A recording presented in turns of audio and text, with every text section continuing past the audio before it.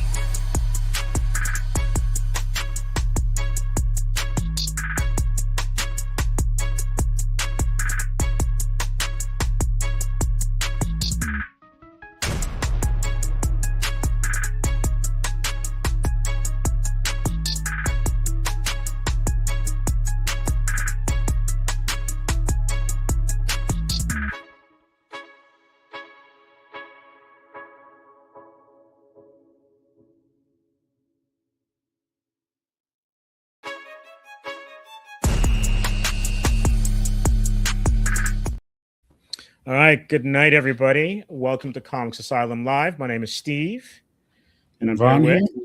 with. All right. Welcome. We got a great show tonight. Special guest, comic book superstar, artist extraordinaire, Jeff Special, Buck. Well, I'll let you two decide that because you guys got a history going way back. I thought it was a history per se. Well, you've known each other, Yeah, right? definitely known each other a long time. This isn't like a first time meeting, right? No. This is Definitely not. You guys got you've been around the sun a couple of times together, so it's all good. Yeah, that's cool. And so our special guest tonight is Jeff Monk. He is working on Spawn, doing covers. Yeah, Spawn and a whole bunch of store exclusive covers Mm-hmm. from a wider range of different image books and other publishers as well too. I think I'll let him think, but I think he's just getting ready to debut a Teenage Mutant Ninja Turtles one. Ooh, well, it'd be great to hear that. But yeah, for sure. Rogues, how are you doing? Thanks for joining us. Excellent. Yeah. So the cool thing is that full disclosure, you've known Jeff for a long time, and we'll get into some of the history of it. But it's always great to see someone follow their passion, and then end up where they always wanted to be from the beginning. Oh, totally. Yeah, I go through the path of something you wanted to do forever, and now you get to see it to fruition, right? Yeah, for sure. All right. So without further ado, I think we may have lost him. So hopefully they'll come back in. Okay. There he is. Jeff, how goes it? Fighting with technology as always. Yeah, welcome. Yeah, for sure. I totally hear that. Yeah. Well, welcome to the asylum. It's good to get you on. How are things, brother? Things are good. Just busy. Lots going on and lots of silliness and. But this is good. Catch up. It is, but one of those things is that, I just bought a house and all that, and I haven't had a kitchen since February, so that's a little annoying. So hopefully deal with stuff like that. Hopefully your Uber Eats bill isn't through the roof. Not great. Is it ever though? Is it ever great though? No. I feel like a celeb when you look at it at the end of the month. You're like, God damn, what I've been doing all month. Yeah. And I don't know about you, Jeff, but when I get into a drawing kind of vibe, it's like, do I have time to cook? Because then it gets you sometimes out of your flow. Yeah. So what I'm trying to do is to pre-prep everything, so I just have to go upstairs and warm it up. Mm-hmm. But that results in me eating some pretty ghetto stuff, so it's kind of working but kind of not. Somehow I'm still fat, so I don't know, it's a challenge for sure. I think that's more of an age thing, more so with us now, more so metabolism shit. So it is true. That's true. So Spawn, let's get into it. Let's take a deep dive into it. One of the most vulnerable characters of the last 30-40 years, what's it like working on a character like that, and also being a part of the Image family and dealing with Todd McFarlane? I know it's a loaded question, but we'll break it down as the show goes through. What's it like having a dream come true sort of happen? It's pretty wild. I'm not gonna lie. It's the point where like I keep expecting people to be like, okay, we're just kidding. Thanks. Move along now. You know what I mean? Like you've had enough. We're done with you. And so far, it hasn't really happened that way. So that's been pretty neat. I don't really get to deal with Todd directly, um, which is probably for the best. I think I've had a few run-ins with Todd from here and there at shows and stuff, and I think he thinks that I am a little off. Um, so, which is fine. Mm. But yeah, otherwise that it's dealing with Thomas Healy, who is the editor of Spawn and now a writer for a lot of Spawn titles, and he's made it nothing but awesome the whole way. So it's been pretty great. It's cool. And so, how did you even get started? How did you come into contact with anyone at Image working with Todd and get it? So that's a story in itself for sure. So as Vaughn said, like we have a lot of history. So you know, when we were young, very young, uh, impossible young, babies really, um, like in our teens in high school, you know, he and I were drawing comics, and we loved drawing comics, and you know, all this kind of stuff, and we were constantly at school. We were drawing stuff, and you know, it was great. We had a great time with it. Um, you know, and neither of us knew what we were doing, but we were having a good time, and we're drawing our hearts out, and you know, trying to trying to learn and all this. And one of the things that we did is we found these comic studios, and we joined it. And the idea was that we were going to be um, the next one of our artists for Image Comics, which was kind of like a fledgling sort of operation at the time. That's how long ago it was. Um, but uh, I'm not sure about Vaughn's case. I think his path was kind of similar to mine. The studio turned out to be incredibly toxic. Like it was awful. It A was lot of tough, but it was also kind of borderline like sham level, right? It was just like, let me pay you, yeah, let these guys pay my rent kind of situation, right? yeah. It wasn't like looking back now, I can see, you know, how it was really quite a shitty uh, setup. Hmm. But at the time, you're like, this is amazing. I'm drawing, and these guys are drawing, and everything's great. And then you find out that like after hours, they're going over your work and making fun of it, and they're ridiculing you, and you know, every chance they get, they're sort of like stripping lines off of you, and it just gets really disheartening. So um, essentially, I quit. I quit drawing. Um, and then I had a buddy who was building websites, and he's like, "Do you want to do this?" And I'm like, "Yeah, okay, sure." And so I quit drawing to go and do that. Um, and then that's was the next 25 years. And then I think it was, according to Facebook, anyways, according to Facebook history, 6 or so years ago, and I wandered into a comic shop and I found a blank cover, and I was like, "What the hell's this?" And then you know, they told you that you can draw your own cover on it. And I was like, "Well, that's kind of neat." So um, I started, you know, just like I wonder if I can still draw. Like I have no idea. So I did a Spawn cover because kind of like the character. I was like, okay, threw it into one of the Spawn Facebook groups, and it resonated well. People were liked it, so I started doing more and more and more. And then I was like, oh, I wonder if I can actually become an artist. Like that would be pretty wild. And then 5 years ago, my mom died, and right at the day of her passing, um, you know, they just removed her from the house. I quit my job. I quit my career, everything, and then I just started drawing full time. And I said, I'm going to make mom proud. I'm going to go back and be a real artist, whether it kills me or not. And I just kept pushing stuff into the spawn groups, this and that. I made a few friends, and then became sort of friends with Thomas Healy, who was just like a super super nice guy. And my first spawn cover was issue 362, and I basically did. Um, like, I'll be honest, I was up at 2 o'clock in the morning. I had drank too much Coke, and I couldn't go to sleep. So I just did this exercise, and I was trying to channel my inner John Tyler Christopher with some negative space and stuff, and threw it up on Instagram. And in the morning, I had a message saying, "Congrats, that's your first spawn cover." And I accused him of being day drunk at 10 o'clock in the morning, and told him to give me a call, and the rest is kind of history. Yeah. I remember when you kind of made the pivot, because at that time we had talked a little while around then when you were mentioning that your mom had passed, and you were like, I think I want to do drawing full time and get back into this. Here's something that you had dropped. I mean, we both dropped off of it. Just life happens, right? Yeah, And then you were like, yeah, I have the opportunity now, so I'm going to try to take it.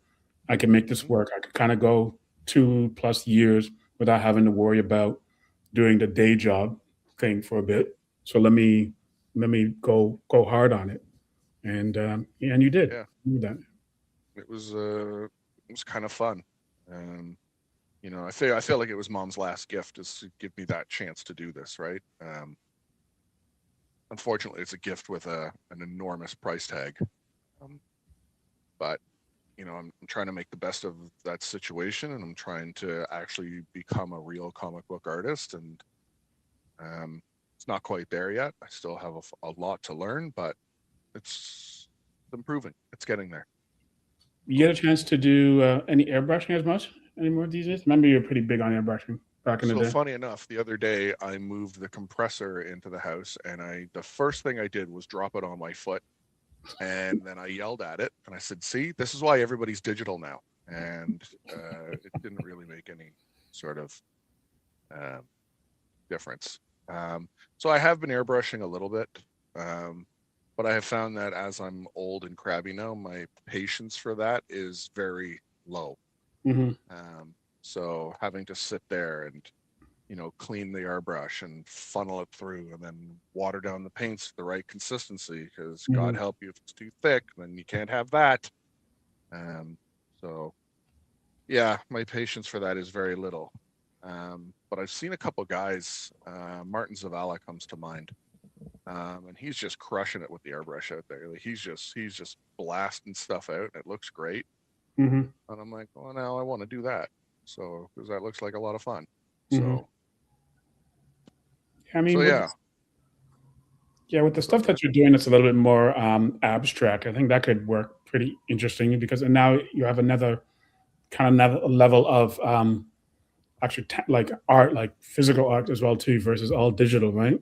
Because I know that's a big proponent of your thing. You really want to keep your originals and stuff like that that you actually end up doing outside of the digital stuff that you're doing. yeah, I don't know. I'm not a big fan of purely digital artwork. It just lacks a, even after, how do I say this? I like the tactile part of it. I like creating the art. I like having, I like going into stores and looking like a freak because my hands are black and white. Um, I like that part of it. Hmm. Um, I was laughing because when I moved, I was setting up the computer, and there's like ink spots all over my screens, and I'm like, here I am trying to like erase stuff in Photoshop, and it's actually an ink blot that's on my screen. So that was cool, and I learned, as you can see above me, the ceiling is painted black. Hmm. I learned because when I have a white ceiling above my drafting table, it just looks like a Jackson Pollock painting. Like, there's just crap everywhere. Hmm. So now I've made it black, and hopefully that'll be Hmm. better off. Because I So remember you had started with digital initially, and then you kind of figured out that it wasn't working for you, because then you started printing out your pages on Blue Line and doing some of that stuff at one point in time.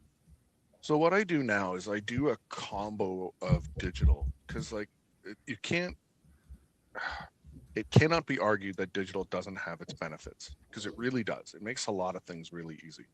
So the process that I've been doing now is, everything's still done traditionally, but like my concepts and my blue lines are done digitally, and then I print them onto comic book pages, and then I draw on top of that. And occasionally, if there are elements that are better done digitally than traditionally, such as buildings and high perspective, technical stuff, I'll actually ink it digitally and print it right out on the page, and then just draw a little bit over top of it. But my hands are basically insolent and completely out of control. So doing high tech stuff never really works. And this way, it lets me get that technical look that I'm going for without actually having to sit there and ink it. Mm-hmm. So that's my digital twist. Digital twist. Interesting. I'm just going to pop up your Godzilla cover here. Yeah, somebody mentioned in the chat. Yeah. Yeah, Adam, pleasure. Welcome to the chat. He said, "Awesome story." I think he's talking about your original story. And thanks for sharing, Jeff. Love the Godzilla cover, and this is a beauty. Absolutely. I'm going to see if I can. This was a zoom in on it. A Gotham variant. No, this was for a great little store in Chicago called Zombie Unicorn. Fantastic couple guys, Ron and Zombie Unicorn. Yep. Wow. And they are just two of the best guys I have gotten to deal with. You learn pretty quickly that this industry is full of a lot of very different people. So when you find really good ones, that's a joy. And these two guys are just great. So they definitely have a good store. Go to their store, go buy some stuff online. But they basically contacted me and they're like, can you draw Godzilla? And I'm like, I don't know. Like, I have no idea. and they're like, well, we want to do a store exclusive. And I'm like, okay, let's. And I do the same thing with every client now. I say, listen, I'll give it a shot, but if what I do sucks, don't feel like you have to use it. Don't feel like there's that pressure because, it costs retailers quite a bit to do these variants. They have to commit to, I think Image is a minimum of 500 and, DC and Marvel are 3,000 copies. And that's a lot of money. It's a lot, yeah. Especially because you don't know if they're going to sell. Like you really don't. I don't know if, everybody will agree to this, but in my experience, comics doesn't make any sense whatsoever. And the stuff that goes mental is wild to me. And sometimes, a lot of times, it's not the best art. It's other factors that go into it. And totally, yeah. Yeah, the eye beholder is definitely a interesting thing in comic art, and just in regards to the books that are out there that trend well. Yeah, right? Like I see, a guy like Martin Simmons, for example, and everything he does, I just stare at it, and my jaw, I just like I'm slack-jawed idiot, and I don't understand how he does what he does. I think he is beyond exceptional. And I don't understand why all of his books aren't $500. Like, I really don't get it. I don't understand how every issue of Department of Truth isn't $1,000 to buy because he's just that good. But that's just not how comics works. So, it is what it is. Yeah, it's kind of interesting because you think of like some of the best artists. Sometimes they end up doing the style guides for companies. So like Luis Garcia Lopez did the style guide for DC in the 70s. His art is absolutely unmatched. Did great interior pages, but you don't really hear about him unless you're in the weeds of the business, right? And I guess it's the same thing with music too. Some of the best singers, we don't hear of them, or they're session players or background singers. But the personality that goes with the looks or whatever of another singer, and they're top 10 selling out stadiums left, right, and center. Yeah, the more marketable, right? So, well, exactly, and that's how you end up with Britney Spears. In my opinion, completely talentless person. And I apologize to the audience. Actually, no, I don't. If you like Britney Spears, I don't care. I stand by my words. But and then you see some of the other singers that are out there. Like I love watching that show, like The Voice and America's Got Talent and stuff, because you have these complete random people who show up Yeah. and just obliterate everything. And the amount of skill and talent that they have is phenomenal. And then, people are out there paying $500 a ticket to watch somebody lip sync. Hmm. Yeah. All right. I'll never forget. I guess this was when reality TV started taking off. And what's that one with Simon Cowell? America's Got Talent or something? No, that's it. Whatever it is, the one with Simon Cowell. And this woman had an amazing voice, but she wore like a green dress that he didn't like. And that's why she got canned. And I'm like, well, this has nothing to do with talent or singing voice. It's about the whole package and the presentability of whoever's going to be on stage or the album cover. Yep. Hold on a second. Video call. Yeah, no worries. Nope. So now that you're in the biz, what's kind of like your view from the inside based on what it was before you were on the outside? Oh, it's an interesting question. I'm gonna have to think about that for a second. I'm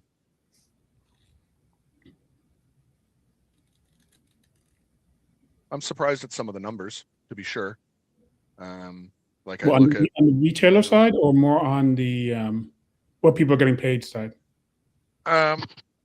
Both. Okay. Like I charge bottom of the scale for my covers. Like I just do. To be honest, I'm dead happy just to be drawing for anybody. I'm still shocked that anybody wants anything. So I'm like, yeah, no, just give me $5 and we're good. And so $5 is $5. Hey, Lynn, $20 is $20. You know what I mean? Just don't question it. So, but I look at something like this absolute Batman stuff and Dan Quintana and all the money that's there, and like you start to run the numbers through your head, and you're like, holy shit! Like these guys just made like $30,000, $40,000, $50,000, and it's wild to me. And then I watch like the guys buying the original art, and I'm just like, who the hell are you people? Like, what the hell's going on? Yeah, some of these numbers that some of these guys are selling the original pages for is wild. Like, yeah, it's that part is wild to me. And then the other part is like seeing how much money these stores are putting into these variants, and knowing that out of a print run of 500, they may sit there on 480 of them and just not be able to sell them. Yeah.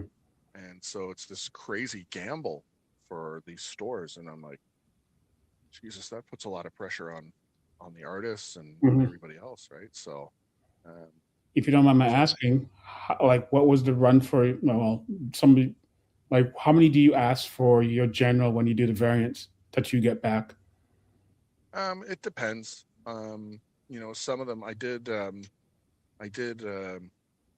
Something Is Killing the Children. Yeah, I saw that one. Yeah, with Sean from Big Clutch, who is also a goddamn superstar, and I would like, he's about the same size as me, so I can go over and I can hug the shit. I swear, I can hug the shit out of that guy. Yeah.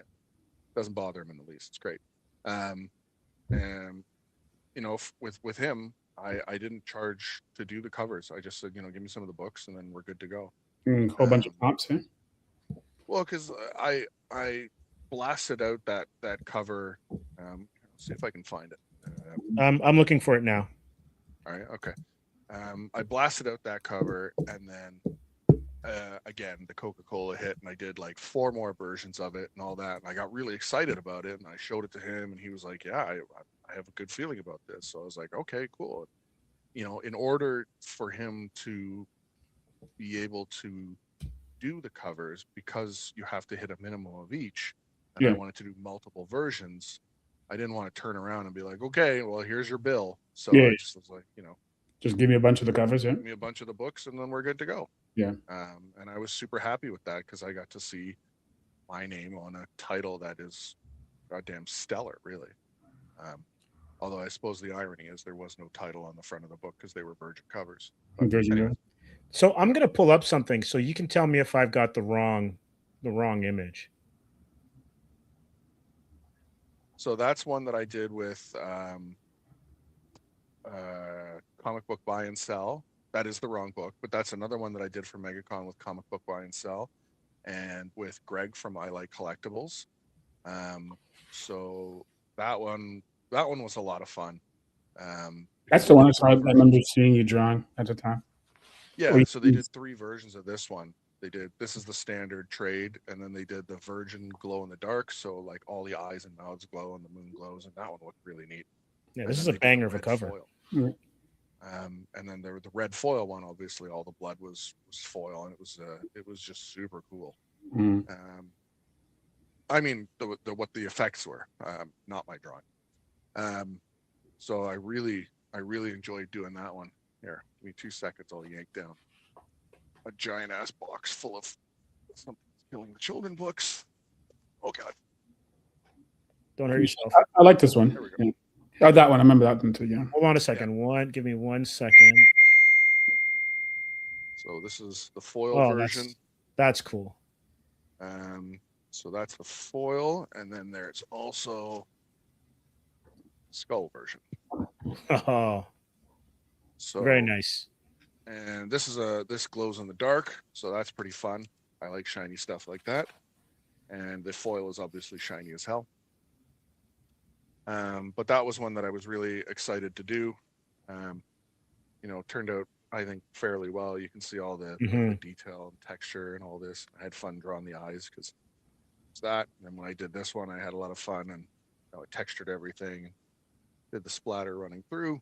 So that was a lot of fun to do. But yeah, otherwise it's just usually a standard, usually they'll give you like 20, 30, 40, 50 books, whatever. And then they're like, get out of here. Okay, thank you. Be gone. Yeah. Until I need you. Rogues has a question. Sure.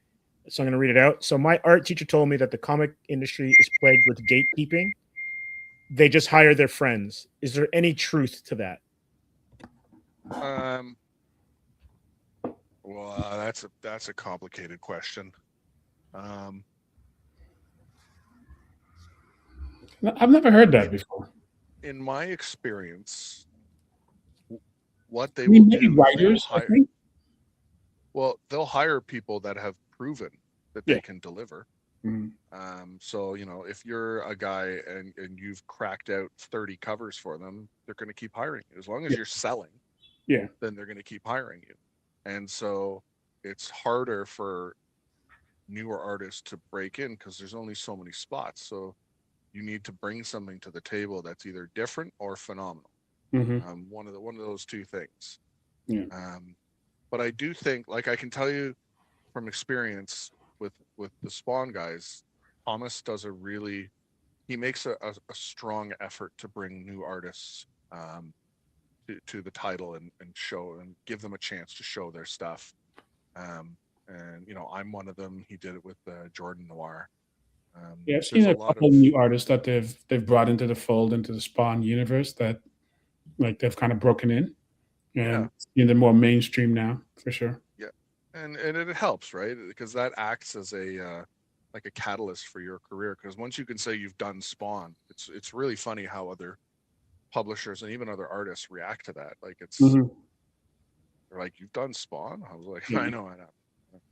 It's kind of like a gold standard, right? It is. It's like this benchmark. One of the craziest things anybody said to me was, and it was pretty funny the way they said it. I won't say who it was, but they were like, "How the hell did you get that? I've been trying to do Spawn for years. It's like I've never been able to do it." I'm like, I don't know. It just sort of happened, and that was that. But you can feel like a little bit of, I don't want to say jealousy, but a little bit of like animosity, because they haven't been chosen to do a Spawn cover, and here's my dumbass just like, hi, I like to draw, so it's interesting for sure. I wouldn't undersell how much persistence though plays a role in it. Like, because in a way, it's kind of like, yeah, okay, you showed up today, and I know you're interested, but how committed are you? Yeah. And there's a fine line between stringing you along and, yeah, sure, kid, come back next week, kind of thing. Hmm. But there is that kind of thing, like, oh, okay, this person is committed, and there's maybe when they saw you, you weren't fully ready, and then there's like growth in in your talent and in your portfolio as things progress. The next time you see them, you've added something else to your repertoire, a style, a technique, you've improved anatomy or lighting or whatever, and then you can fit in when the time comes. That's actually a really good point. Really, really good point. Because that is one thing that was mentioned. Is this constant working at it, and just trying to understand, um, what is it that I'm offering? What is my value proposition? Um, Mhm. and then working towards achieving, not necessarily. I will say this: I never tried to do what I thought they would want, because I think when you try and do that, you go down a real dark path of where you're not drawing for yourself anymore, and then it's no fun, and it's not authentic, because you're doing what you think other people want you to do. Mhm. So I just said, okay, I'm going to keep drawing and keep working on stuff in the way that I want to do it, and see how it would work in the Spawn universe. And that's what I've been doing, and it's sort of been working. People have, pretty had a pretty positive take on some of the stuff that I've done. So thank you. How on the opposite end spectrum, you've dealt with Todd. Did you have Yeah. any direct stuff with when you did the Rob Liefeld stuff? Was that the Uh issue one rollout, or was that yeah. the relaunch? Yeah. No. That was for a shop called Comic Inspiration. That's Chris. Again, another really great guy. Um, really great guy. And he has been very positive, um, and done quite a few covers with me. So I owe him big time. Yeah. Still have to bill him though, so he's not going to like that. But anyways, but with the Liefeld one, I basically said, okay, like, Youngblood was the ultimate '90s comic. Like, Oh, yeah. everything was shoulder pads and guns that didn't really make any sense, and everything was like, no pun intended, extreme. So I was like, let's just go right off the deep end, and let's just make it as ridiculous as possible. And I did. I put in as much detail as I possibly could, and it was just nuts. Steve, if you're looking for an image, I have them on my website as well. Okay, cool. And then with that one, like, you know, most people don't notice. No, there's not a single foot in the image. So like, Badrock is just absolutely massive, because it was really funny, because if you watch the Youngblood covers, they would always have him on the cover, and he was never the same size. Yeah, it's just Um, all inconsistent. Yeah. yeah, it was just random. So I'm like, all right, let's just make him like 80 feet tall. So I did. Like, who cares? And then I tried to channel my inner Stephen Platt, and so I rendered the holy hell out of the damn thing. Mm. And then the one thing that Image said that they really did like was, if you look in about the middle where the Image logo is, I stuck an arrow in the logo, Right and they there. thought that was pretty funny. So Oh, yeah. so yeah, there really wasn't That much. shaft, right? Yeah. There really wasn't much guidance on that one. I will Mm. say, I got to meet Rob at New York. He was there signing, and I went off to the side, and I was a little worried, because Rob's a little spicy online, and I Yeah. really didn't know what to expect. Oh, yeah. He is. And Yeah. And that would be a situation because, yeah, by his general online personality is spicy. yeah, that is a good term for Rob online. He is spicy, but he had said, I believe he said that he was a big fan of that cover, which I was like shocked at. Um, And so, you know, at New York, I went over and I said, "Hey, Rob, my name's Jeff. I drew this Youngblood cover." And I showed him the artwork. And he's like, "Oh, yeah, yeah, I really like this one. This is really cool." And I was like, "Thank you very much." I was like, "Would you mind if, would you mind signing it?" And I was like, "I'll go get in line." He's like, "No, no, no, no, no." He's like, "Come here, come here. Never mind the line. Just stand here." He's like, "I'll sign it for you."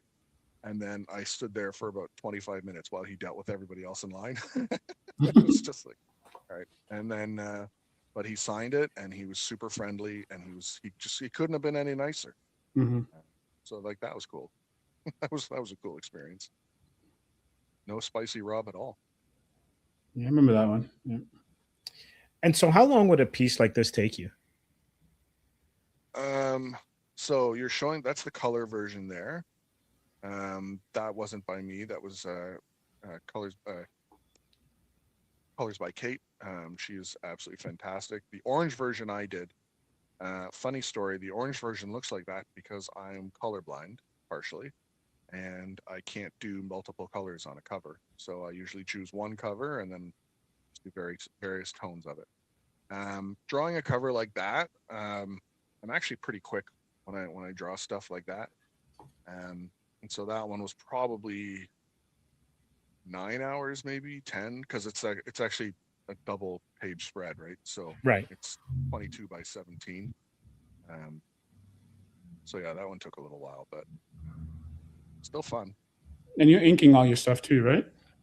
Yeah, unfortunately, and that's only because like I haven't found an inker to work with. Hmm. Um, you know, I think that's one of the it's age-old tales. A lot. I've been hearing a lot of artists are having more like pencilers are having trouble finding somebody that represents them that they feel is a good mhm. inker that flows with their style and brings the art to where they want it to be. A lot of times. Well, not only that, I feel like the bigger problem is that I'm at this point such a hack that I don't know how to draw what I want to see in ink. Like Mm, I don't know how to draw that in pencil. Like I can't explain how I want something to look. So I just do it myself. yeah, and Um, you're kind of representing like you're talking more like how things get feathered and stuff like that. How you want how it? things get feathered, but also like I love splattering stuff now, and Yeah, just having absurd levels of violence in everything. And it's really hard to pencil that. Like yeah, yeah. it's how Yeah. do I I did what was the grossest one that I did? Oh, I did a cover for Garrett Gunn, a story called Happy Place, which is basically what if Nazi scientists were hired by Disney and they released a chemical into the park that made everybody happy, but side effect is it turned them all into psychotic killers. And you have a version, not the Rens, of like Mickey, Donald, and Goofy running around like slaughtering everybody. So I did a homage to ASM 316 with the Mickey type character um, sitting on top of somebody, pulling up their intestines into a smiley face. And like, how do you say, like, I want all the guts like hanging down, and I want all the texture across the, know, Splatter and all that kind of stuff. Yeah. yeah, like I didn't know how to explain all that. So just like, right, we're just gonna go to town on this and see what Mm. happens. Was that a Kickstarter book, or was that? Where did you get that one? It never got actually used because I am horrible at organizing myself, and I just never got it to Garrett in time. Mm, Um, it was still a lot of fun to draw. I might mm, actually redo that one as a black and white one, and then see if I can find a colorist to put it together. okay. So we'll see. That one was a lot of fun. What kind of Yeah, hours it's are you kind of keeping these days with this stuff? Because I remember you were always a night hawk, right? yeah. I can't do that anymore because You're old. I have a kid. Well, yeah, there's that Um, too. Yeah. so that'll screw up your staying up all night. Hmm. So now it's like by 11:30, I'm like, okay, we're done. I'm done with this day. Screw these Hmm. people, and off I go to bed. Um, so I'm not up.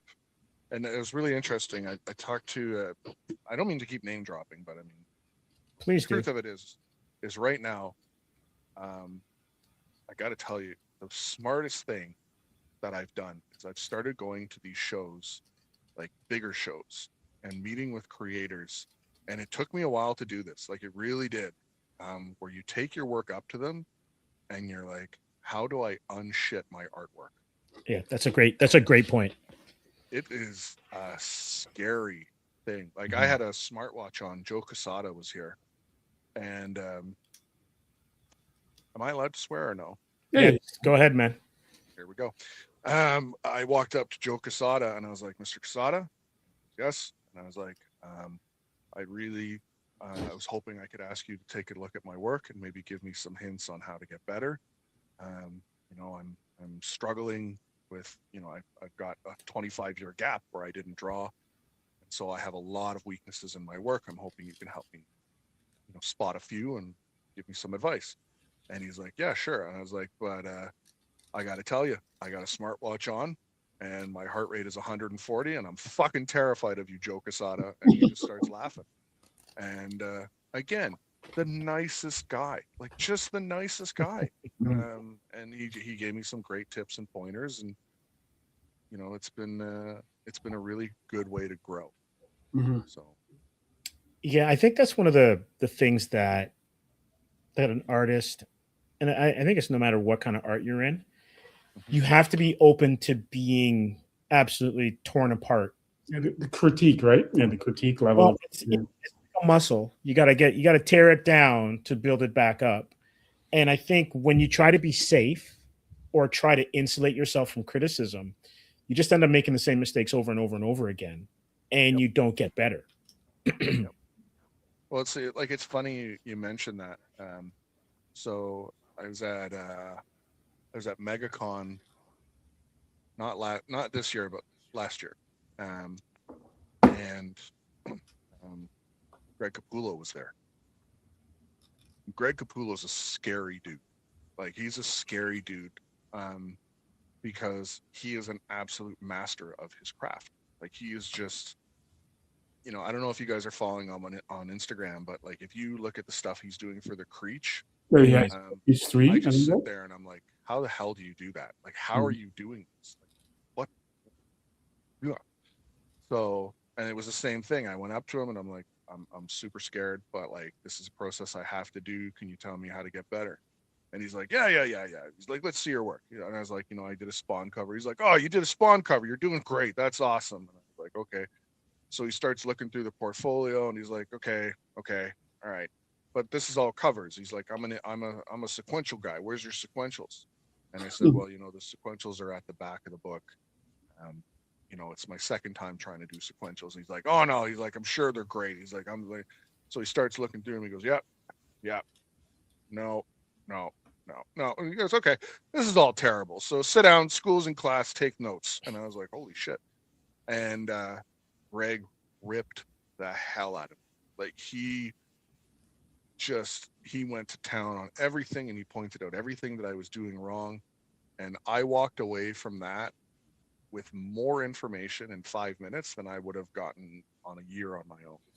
And he gave me all this great stuff to work on and all this advice. And, you know, he told me the books to get to read and do this and that. And it was one of the best things. Like, it was shocking, like, watching him tear into me, but it was the best thing. And I owe him for that forever. So when he comes to Toronto, I'm bringing him some he's good this year. yeah, I'm going to bring him some cookies from a Portuguese bakery, and he'll like that.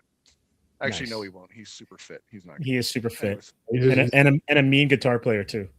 Yeah, he's just good at everything. So thanks a lot, Greg. So what's the con experience been like for you? Because I know I mentioned, you know, what's the difference between being on the inside versus the outside of the industry, but also what's it like now going to cons when you're behind the table and rubbing elbows with the people that you would have been reading their books when you were younger, when you and Vaughn were young kids going to the variety store picking up your books, as opposed to when you were on the other side trying to get a ticket and hoping that you don't get crushed on a Saturday at Fan Expo. Yeah, it's true, right? Yeah, Fan Expo is something on a Saturday. I will say that. Yeah, but it's funny because I'm not a small guy. Like, I'm about 6'2", about 260, somewhere around there, and like I'm always worried that I'm going to die on Fan Expo Saturdays. A lot of people, man. Yeah. You've been But predominantly doing more American shows, though, right? Like for when you're tabling, though, you do more of that stuff, right? only because there aren't as many Canadian shows, right? Like, Yeah, I'm Like going big to be shows. doing a couple of Canadian shows coming up, which have not officially been announced, so I Mhm. can't really say what they are, but I will be at a few Canadian shows that are coming up, and anybody who knows Canadian shows can put the pieces together on that one. Mhm.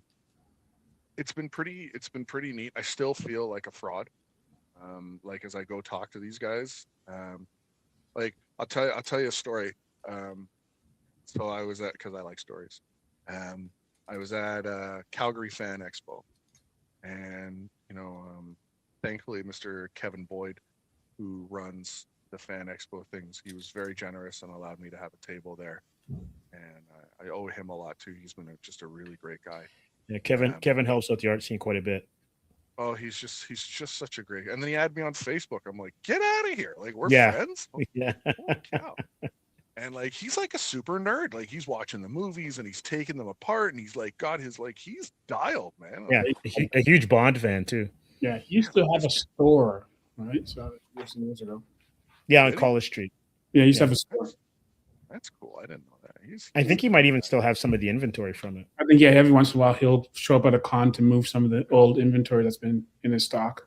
Mhm. He's a neat guy. I really like him, and I like him especially because it shows like the people that are putting on these shows truly do have a love of the medium and the Yeah. whole like that guy's through and through a nerd, and that's awesome. Mhm. Or geek, I don't know which is the term. Either way, he's awesome. Yeah, both ways.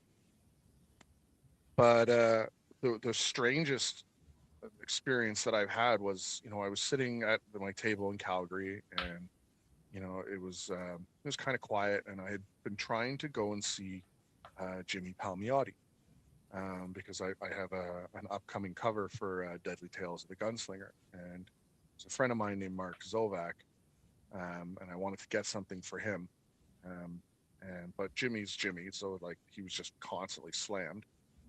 So I didn't get really an opportunity. So I was sitting there, and I think I was working on a cover or sketch or something, and I think I heard, "Hey, I heard you were looking for me," and I look up, and it's Jimmy Palmiotti, and I'm like, "Holy," I was like shocked. And then he's like, "Yeah, sorry." He's like, "I meant to come over and see you earlier," and I was like, "Why?" It's just like he was just the nicest guy to talk to again, and he's like, "Yeah, I heard you're doing a cover." He's like, "I wanted to thank you for that," and I'm like, "What? Like, what is even going on?" And we had this talk, and I showed him the cover, and he's like, "Oh, that's great." It's like, holy, like I don't understand, and so I'm having a bit of a mental breakdown as he's talking to me and stuff, and that was one of the only times where I've been like, maybe I'm supposed to be here. Maybe it's not a huge ruse. Like maybe it's, maybe I'm in the right spot. I don't know. But then it goes back, and I'm like, no, they're going to figure it out soon. So, but anyways, that was very cool. So, Yeah. The one thing that I've discovered, and I'm sure Vaughn's going to concur with me on this one, is that we've been to a few shows during our time doing Comps Asylum, and we've interviewed quite a few of the creators. And I would say 99% of them are super nice. Yeah, very personal people. Yeah, and very generous. I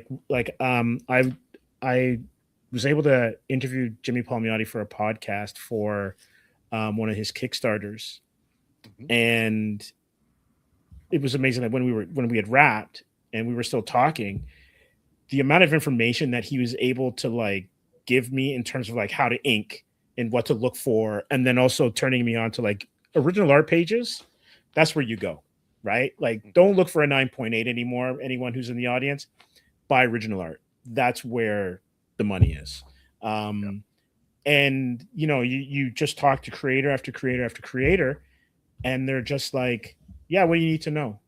As long as they're not slammed and busy or whatever, they'll give you the time. And the one thing I would also recommend is, if you're at a convention and you're an aspiring artist and you happen to be able to go to any of the after parties, just go. Don't be intimidated. Go.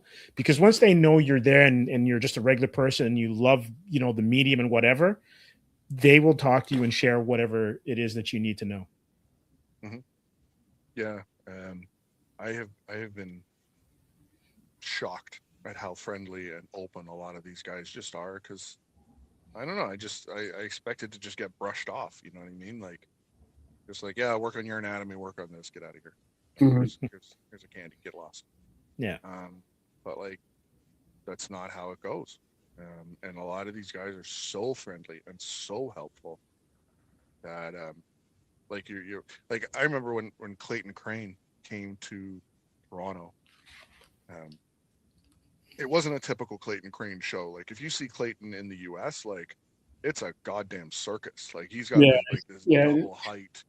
Like it is a production. yeah. Like I'm amazed there isn't like flying acrobats and like flaming hoops and stuff because like it's that level of awesome. And people are lined up for like there's loops of them all over the place.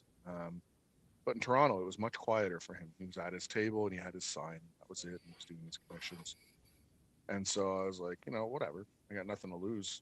I'm going to try it. And he was for 15 minutes. Like he went through my work and he was showing me, and he was doing like little sketches to show me in between working on his commissions, and just like it's just the nicest guy, and like legitimately wanted to help. And that experience has been echoed through a lot of other creators as well. Like I'm actually really, um, I'm really surprised at how friendly people have been forthcoming. Mhm. Martin Simmons is now like one of my favorite humans on the planet. Not only because he's got the awesome English accent and he's an absolute psychopath, but just because he's just so helpful and just such a genuinely great person. That said, like I've seen his artwork. I'm sure he's at some point had a body in a barrel somewhere because there's no way you can draw stuff like that and haven't killed somebody. Just to know what it feels like, just to like Yeah. try it out and be like, is this for me? No, this was a lot of work. I'm going to stick to drawing. Yeah. But I feel like him and Jay Lee probably killed somebody together. It's weird because Jaylee's kind of toned himself down quite a bit, and he's more like a cleaner. It's like this weird balance of clean and sleek, but it also has that edge to it. Versus Yeah, when back in the day when he was drawing his Namor stuff and even his image stuff, where it got like that was when he was at like yeah, I would say that was my years of Jay Lee when he was just at his yeah. peak. He was Splatter Boy, right? Like he did that Chapel series. That was crazy. I uh, I met Jay Lee. I think it was in Toronto again, and I went up to him and I said, Jay Lee, you vex the shit out of me. And he goes, hello, nice to meet you. I was like, he's like, what's the problem? And I was like, I really want to get a commission from you, but I don't know what to get done because your style is so you that you don't have a guy. A You know what I character. mean? Like Mm. Greg Capullo is Batman or Spawn. Like Yeah. that's who Greg is, or whatever. Dave Finch is this or that. Mm. But Jay Lee takes every single character and somehow makes his own version that's completely different than everybody else's, and it's almost always fantastic.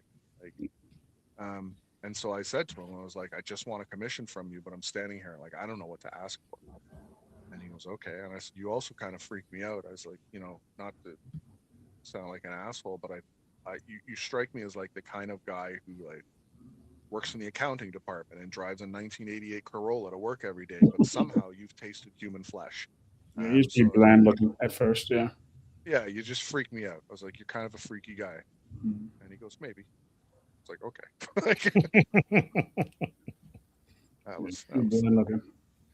So I'm going to go to some of your covers because I want to talk about your process and stuff and your thought process behind doing covers. But Rogue said he agrees with you. Read Jimmy Palmiotti. He said he self-published a comic book back in the '90s. He met Jimmy at a con and he came to my table, gave a ton of advice. And then Adam, this is before when we were looking at the Youngblood cover, said he looks sick. I dig when Chapel is at the forefront looking mean like Jay Lee did. He digs it. Your fan base is growing, my friend. you know, so can I tell you another weird story? Yeah, go ahead. Um, so I was at Calgary Fan Expo and this girl comes over and I was like, right on. And she's like, oh, my brother is a big fan of yours. And I was like, oh, shit. Okay, cool. I was like, and she, she's like, oh, he wants to get a bunch of stuff done, signed, and this and that. I was like, sure, anything he wants. I was like, why isn't he here? And she says, oh, it's too far for him to go. And I was like, okay. I was like, where is he? She goes, Philippines. I was like, yeah, that's a commute. And he was live on FaceTime in the Philippines. Like, I think he had some clothes on. I don't know, but it was like 1 o'clock in the morning, and he had stayed up just to like see my stuff. And she's like, "Yeah, he has all of your stuff and this and that." And I'm like, "Get out of here! Why?" It's just like it was really cool. Everybody finds their fans in different places, man. Yeah. It's an Yeah. interesting thing. Yeah. So it was good. I took a really awkward photo of resting my head on his sister's shoulder, and I sent that to him. And I was like, "See you soon, brother-in-law."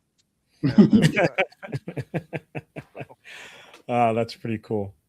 So when it comes to your covers, what's your thought process about like, do you get notes first from the editor, or do you no, just get the freelance and go no, totally that is nuts? that is that is not how Spawn works at all.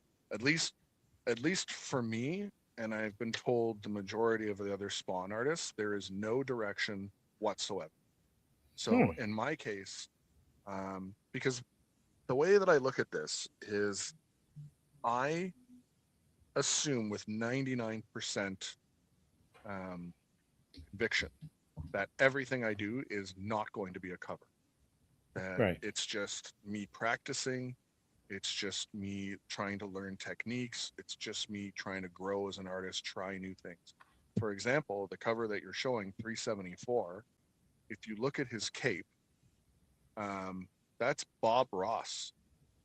Snow in the mountains with the palette knife. That's what that is. Nice. Because I was Nice. watching Bob Ross and I was like, I wonder if I could use this somewhere. So I was like trying to use it there, and I bought palette knives from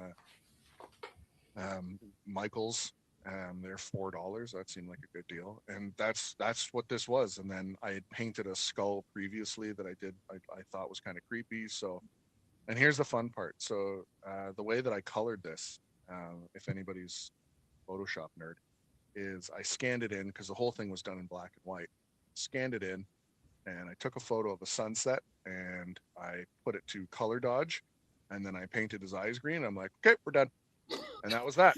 And that's how I painted. That's how I colored that cover, because I don't know how to color, right? Like Right. I don't know how to do it. So I was like, oh, that looks great, done. And because again, it wasn't designed to be a cover. It was designed to help me grow as an artist. Yeah, So I it's Mhm. a just did cool cover, yeah. whatever, and that Like was that. a cool piece, yeah. And then Thomas was like, "Oh, we're going to take that as a cover," and I'm like, "Get out of here!" Okay, so and that was that. So when I do these covers, there's always, it's never intended to be a cover unless it's a store variant that's specific. Mm. Um, so the majority of the time, it's just me trying to reach a point where I can look at it and not hate the artwork. Yeah. When it's a store variant, the process changes because now there has to be some direction.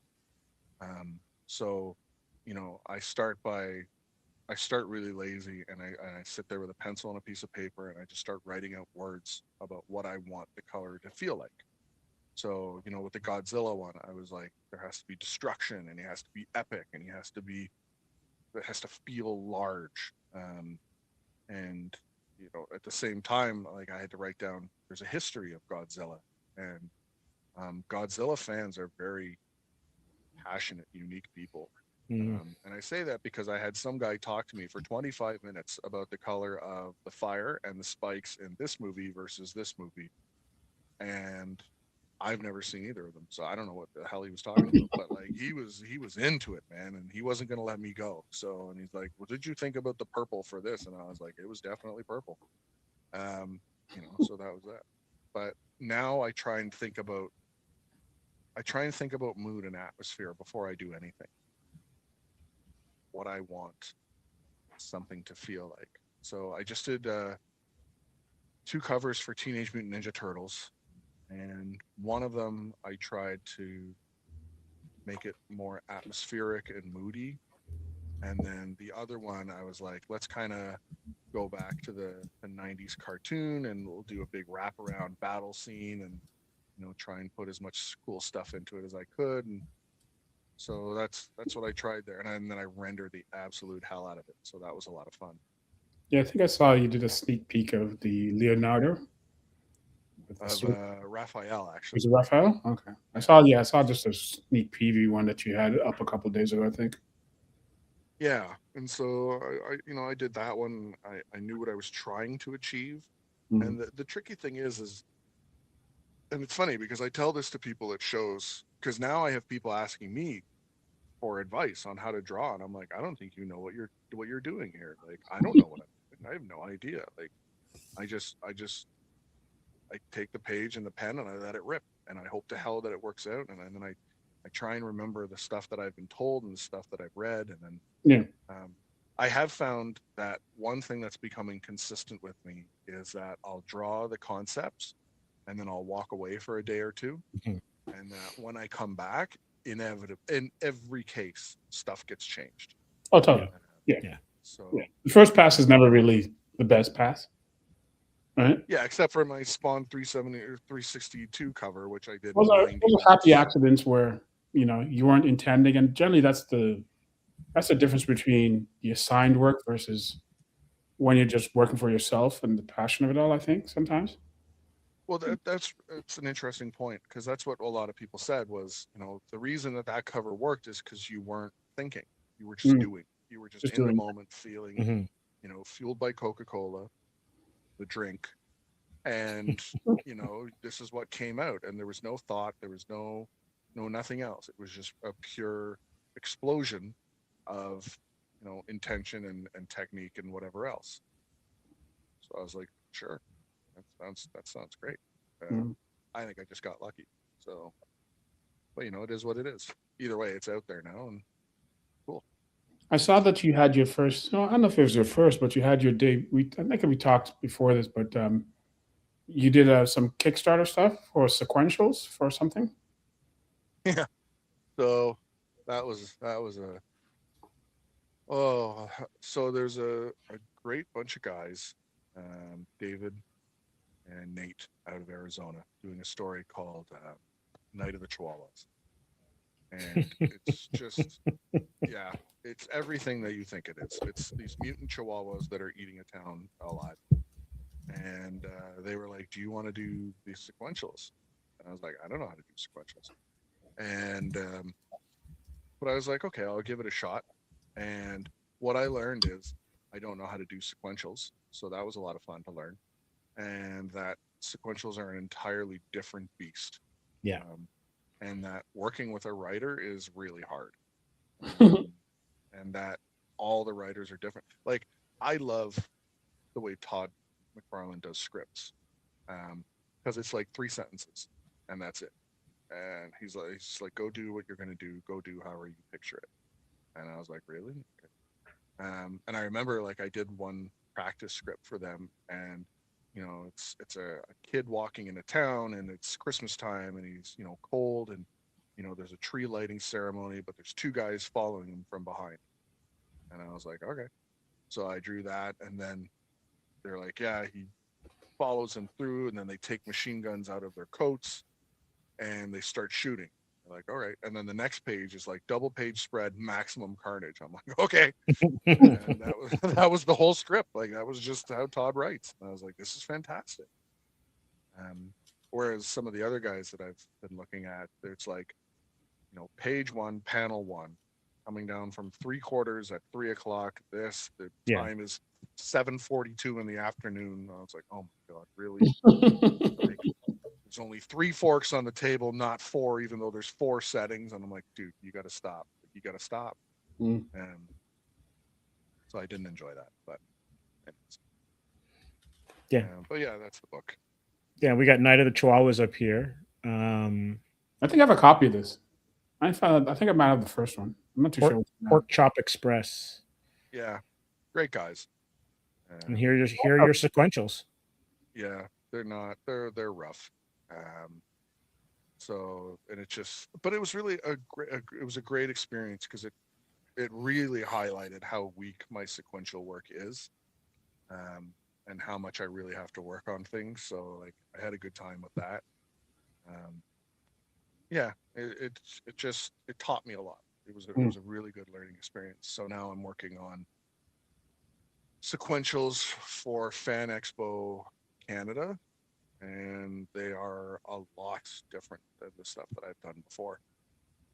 Is that a McFarlane cover? No, it was it's one of the Alien movies.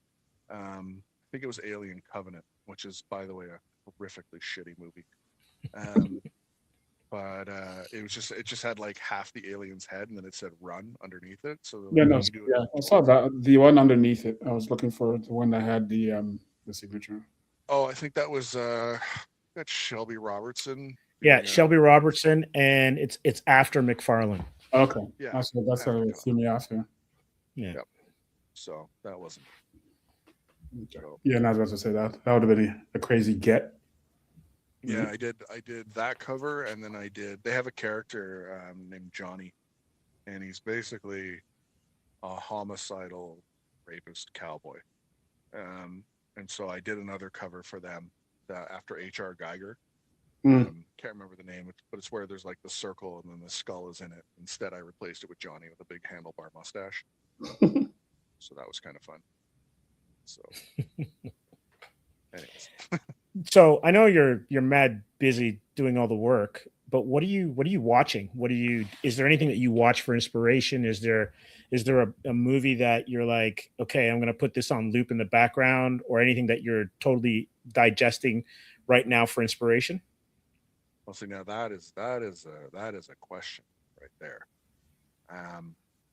What I have found, because in the background, I'm working on my own story, and it's a story that I've had in my head for 25 years. It needs to be done. It might be shit, I don't know, but I'm going to do it. And so what I've done is I've been going back and watching a lot of movies that I thought were great to try and understand why they were great. Only to discover that they're not great, and that I start picking them apart, and I'm like, that doesn't make sense. That doesn't make sense. Yeah, Like I watched. What was that? Like a product of the timeline. At the time, it looked great. Now you're wiser and older. You're like, eh. Well, the thing is, I'm looking at it with different eyes, right? Yeah. Because I have found that as I've gotten older, my suspension of disbelief has shrunk down quite a bit.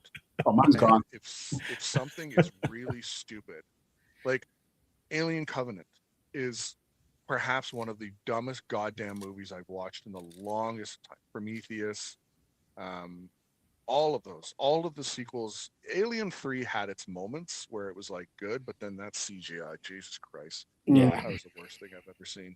Yeah. But like, what I'm trying to do is I'm trying to understand what makes characters relatable and what makes them believable. And so you watch a movie like Alien Covenant, and I'm going to keep ripping on Covenant, so hold on. But like, you know, you have a bunch of scientists that are supposed to be colonizing a new planet. And I apologize, there's no others. These fucking idiots are stomping mushrooms and like, no, that's fine. And I'm like, that's the last thing you would do on a foreign planet. You wouldn't do that. Thank you. Be like, you know, let's go over here. This plant is leaking a liquid. Let's lick it and see what it does. Like nobody, this is how humanity discovered mushrooms, and it killed a lot of us. Like it just did. But like, we're not at that stage anymore. So I've been going back and watching a lot of this stuff, trying to understand what makes people relatable and what makes a movie good so that you can really get into it versus something that kicks you out and you're no longer interested. And I'll tell you this, I just watched the final season of The Boys, and without spoilers, I was hugely disappointed. I'm with you there. And it's funny because a lot of people were like, "Oh, it was so good" and all this, and I'm like, "It wasn't. It wasn't believable." Like, no, there were just elements of it that were just like, and you know, it's got to be really hard being Eric Kripke and the guys who are making The Boys, because you've done such a phenomenal job over the previous 4 seasons. Yeah, how do you stick that landing? Well, not only that, shit has been dialed to 11. Yeah. And just at all times, and you're like, what is going on? So to somehow exceed that is hard. Your final season, it's hard. And especially compared to like the reality that we're living in. Like, how do you make this show any more absurd than what we're actually watching? Yeah, like, they tried, Jeff. They tried. They tried. But But the I'm with problem you. is it wasn't. Like Yeah. it wasn't crazier than real life. No. And then like, just the way the final, because I don't want to say what happens, but Yeah, the I get final you. I saw it. episode, no, it just didn't work for me. There's a lot of problems I find with these kind of shows, especially with ensembles. It's Mhm. hard to stick the landing. Like I'll always go back to Game of Thrones, and that Oh, final season of Game of Thrones absolutely derailed everything that came before it. Were they teleporting everywhere? You know what? I can, you talk about suspension of belief. Yeah. I can figure out. You know what? Yeah, they got there quicker, right? What took 2 seasons to get to someplace? Whatever. They got there quicker. But it's got an like Uber. it's when logic gets thrown out of the window, or even worse, a character does a heel turn so fast that it betrays everything that you've seen before. So like when Khaleesi goes nuts in the last season, I'm like, what am I Yeah, watching? it made no sense. It It makes made no no sense. sense. No And you sense. just and then you sit there and you're like, what the hell am I watching? Like, is this Mhm. the gag reel? Like, I don't understand. Like, you It's know, it makes you mad because you yeah. invest time Yeah. and, if you're like us, emotion to some of these characters, and then you almost feel betrayed because you're like, what? Well, it's really funny. I came to now, as I say that I have come to this epiphany. A billion people have probably come to the exact same epiphany, but I came to it on my own. I felt very proud of it. And what And I you'll take learned, credit. what was that? And you'll take credit. I'm taking credit for it. Yeah. And it's funny because I said it to a bunch of writers, and the first statement is shocking. And you see the look on their face, and they're like, is Wayne Brady gonna have to slap a bitch? Like I'm getting ready for them to hit me. And then I said, the story doesn't matter. And they're like, fucking what? And I'm like, the story is simply a vehicle to bring the characters and their interactions to you. Like, and my proof of that is the TV show House, right? The fact that he was a doctor and he was a lunatic, the fact that he was a doctor was simply a way of bringing that team together to watch their interactions. Mhm. But it's the interactions that matter. It's He could have it's been a garbage man. He could have been an astronaut. He could have been anything. It Mhm. doesn't matter. And the ultimate proof of that, I suppose, even though I'm not a fan of the show, is Seinfeld. Like there was not that show was about nothing. I'll add another one. Star Trek. The best Star Treks are because the crew meld and intertwine amongst each other, and the Yeah, way they play off of each other is what makes them special. yeah. But if they were in space or they were under the sea or they were, It doesn't matter. floating around, it doesn't matter. Yeah. So the story itself doesn't matter. It's the characters and their interactions, their growth and their failures. That's Mhm. what matters. Yeah. So I've been trying to go back, and that's why, like you said, when you watch like Game of Thrones, and all of a sudden your character just goes off the goddamn deep end, you're like, no, it just doesn't work. And it's the same thing with the last season of the boys. Just really, I just it lost me big time. Um, and I have to say the one show that's been keeping me in there, and I feel is super consistent, has been Daredevil. Um, I've been very impressed with that. That's a very impressive show, not only because of the character interactions, but like it is a beautiful show to watch. And it's funny because it actually goes back to what Greg Capullo told me when he was kicking the shit out of me.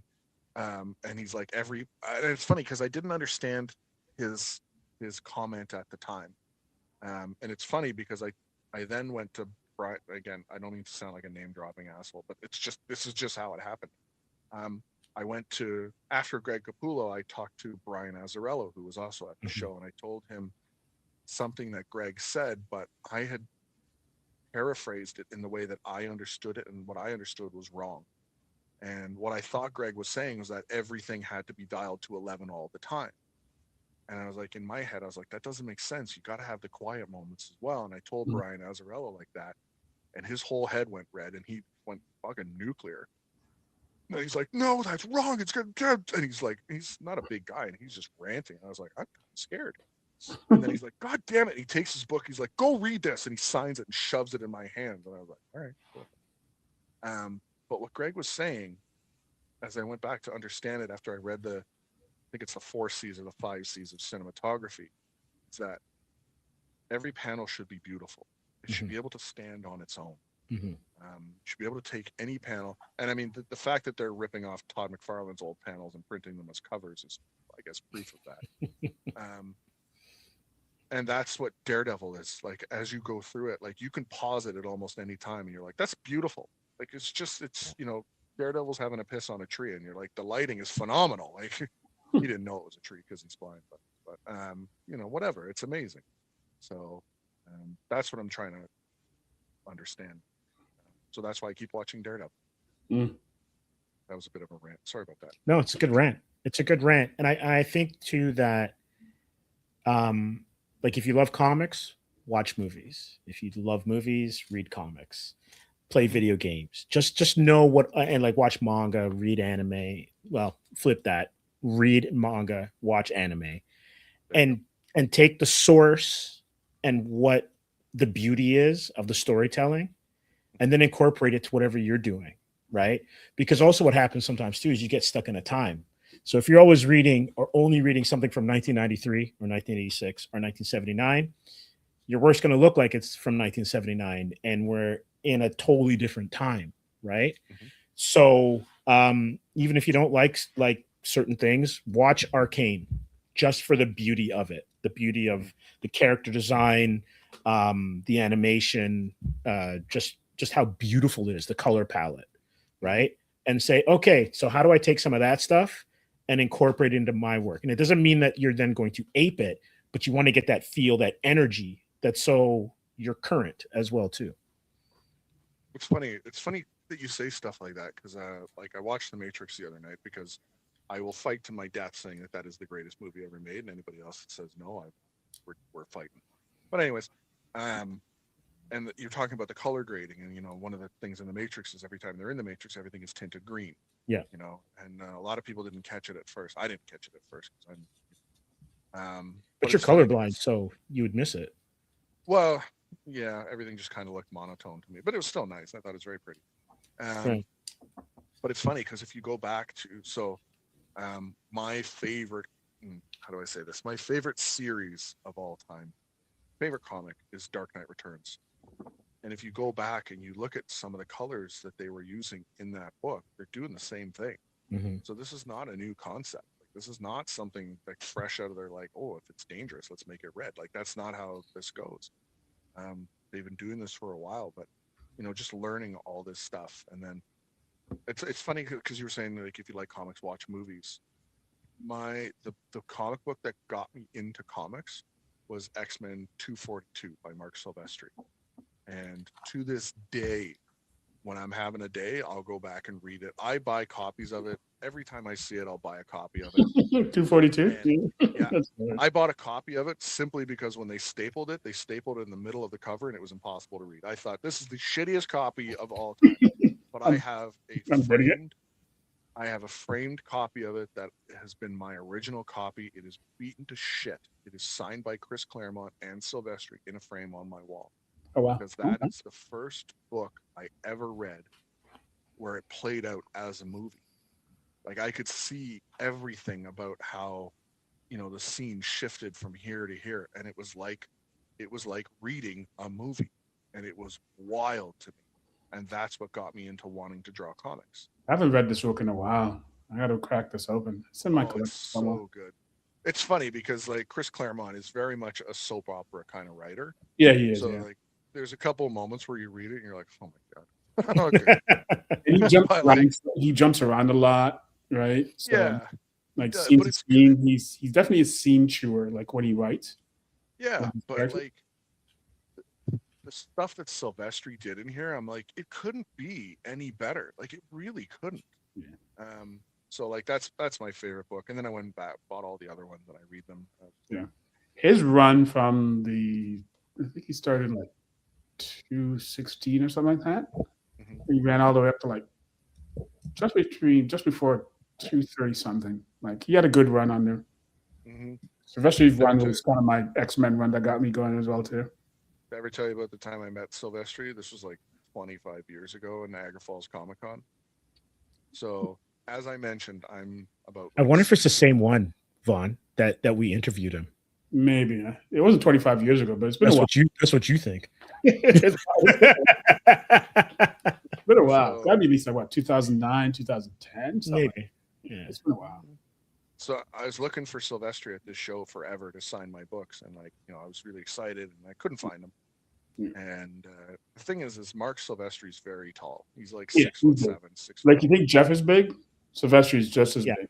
Nice Yeah, time. Silvestri's a big dude, and so I come around the corner, and he's standing there, and I look up at him, and he goes, "Hi," and I'm like, "You're Mark Silvestri?" And he goes, "Yeah," and I said, "So let me get this straight." I was like, "You draw infinitely better than I do. You're a better looking dude than I am, and your life is way cooler than me, and you're way taller than me as well. Like, fuck you, Mark Silvestri." And he He just does starts have the laughing. rock star persona, right? Yeah, he's got me beat on every He's got like level. the crazy blonde wife as well Yeah, too. she's just the nicest. Nicest lady, yeah. She's just so. I tried to feed Mark cookies when I know that sounds weird, but I tried to feed Mark cookies when he came here to Toronto to say thank you, because he was very patient with me and went over my portfolio. And his wife was Bridget, I think. Yeah, And she big, was yeah. she was That's true. arranging it, and she was just the most. And I was like, "Can I get you cookies?" And she's like, "Well, no, Mark doesn't eat cookies." And I was like, "Yeah, that's why he's thin and I'm not." Yeah. So that's that. Yeah, he hasn't been Anyway. back in a while to Canada in general, I don't think. At least No, not for a con. Not for a con. I think- think a couple of years ago he was out in Calgary, and I wanted to go check him out because he's up there on my list as well too. For if I could get some signatures and stuff like that. I think for me, pound for pound, Silvestri is the best artist of the Image founders. Agreed. He is the best artist. Agreed. Because let's say this. Mark, I feel like Mark could do anything. He'd be like, "Mark, can you draw a portrait of my dog?" And it would be a beautiful portrait of your dog. And you'd be like, "Mark, can you draw that cat over there?" And not to keep sticking on animals, but he could draw anything that he wanted to, and it would be beautiful. Yeah. He's a real bona fide all around artist. Yeah, Mhm. his last Batman, the Batman one that he worked on, that's just pure art. It's nuttiness. Did he get paid by the line? You think, like, how Token was paid by the word? It's like the stroke. It was nuts. Rogues. Dave says that Dave Finch says the same thing that you do. Yeah, but that's his mentor. So, And it's crazy, right? Because when I was a kid, there was a graphic novel that I'm still trying to find, which is Night of the Living Monolith. And it was when Marvel did those oversized graphic novels, kind of like, what is it? God Loves, Man Kills, or something like that. Mhm. And this one was where the living monolith attacks New York. And Silvestri drew it. And I think it was painted. I'm not quite sure. It blew me away in terms of like the level of art.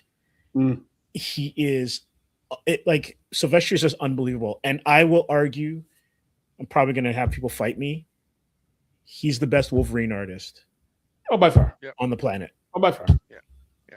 I He's got a will. level of I don't- savagery. That's not Like, even. What the reason that I would agree with that is because when he draws Wolverine, it feels like a guy that you would run into in a shitty bar Mhm. in the backwoods of Alberta. Like it just feels like it. He's just rough, and you can almost sorry comment. So Oh yeah, no, but no. like when he draws him, you can almost smell him. You know what he's gonna smell like. He's gonna smell kind of funky, a little sweaty, a faint waft of beer maybe. And as soon as you look at him, you're like, yeah, that guy's he drives a pickup. Yeah, that guy's a mess. So that's that. So When he when he came back for that weird X-Men run with like the new X-Men that he drew with that weird team for a little bit, and he drew that. I think it was like mid 2000s or something like that. But it was just a short run. I think it was only like 6 issues. And he's doing like the Wolverine with like it was like almost like a Days of Future Past with the Sentinels and all that kind of stuff. That was a great run as well too. It's a little bit more of a modern run, but no, Silvestri's up there. I got Silvestri. I got Joe Mad. I have Old Willis. Yeah, you love Willis. Like I like Willis before his more modern stuff. So because you live in Hamilton, I was just that 3-story like old flea market thing on Ottawa Street. That's like, it's a bunch of Ottawa Street. Yeah. So just north of Barton, I think it is. Yeah, just north There's of Barton, off of Ottawa yeah, Street. it's that old movie theater that they've turned into like this flea market. Yeah. I went in there and I bought Wetworks 2 to like 13 because they were like $1 each. I was like, 100%, I'll buy these every time. Yeah, the number one, I got to get a new version of my number one. My number one's been read and beaten to crap. I got to get a new one now. That's one of my. It's well loved, Vaughn. It's all good. Well loved for sure. I would love to get him to do get a remark from him, but even more so, just get a signature of a really good graded copy of a Wetworks one. Yeah, I'll keep him out in my collection. That and like X Factor 75, I would love to get him to do a proper Cyclops on the cover. Yeah, that's the one where it's the whole team and they're bursting out of the their building, and that's when he was doing all of his crazy like Nicky stuff, whatnot, like Did you super read his detailed. Punisher run? Yeah, I have some of it. Yeah, just bonkers. Yeah, and I think that was around the time when they were all in a studio together and they were like finishing each other's work, kind of stuff. Because it was Jim Willis and so there's one other guy that was Scott Williams was in there as well too. Yeah, That's he's adorable. Inker Supreme. Yeah. I just want to. Sorry. Go ahead, Jeff. I was gonna say I actually drove to go see Wills at Niagara Falls Comic Con, and halfway there, my tire exploded on the highway, like literally detonated. Ooh. And my ex-wife was very nice and brought me my winter tires so I could make the trip there. And I showed Wilson. He's like, "Oh yeah, cool." And that was it. I was like, "Motherfucker." I missed that. I missed that year. I wanted to go see him that year, but I remember when he came, and he hasn't been back since. I don't think. Yeah, that's hilarious. Yeah. So I'm just going to dig into the comments for a little bit, and then I have a question for you, Jeff, from Adam. So I had mentioned that that Sylvester does the best Wolverine. Rogue says no, John Byrne. Everyone draws the best Wolverine. Everyone copies Byrne, even Jim Lee.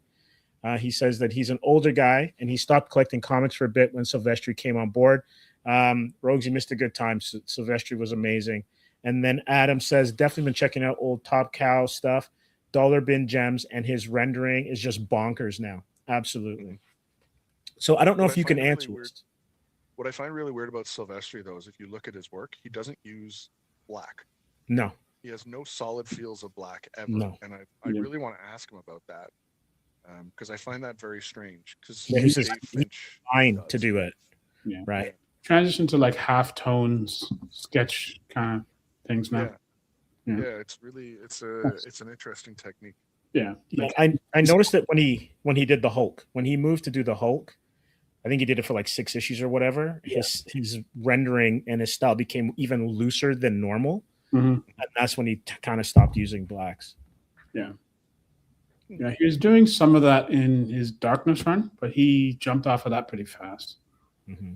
And then you didn't see him for a while again until he came back with that X-Men thing from Marvel. And then he vanished again, and he just came back with that black and white Batman, and that was a great run. I would love to get that as a full black and white, but like omnibus edition type size. It's like a bigger size. You know how they're doing those oversized ones now? Yeah.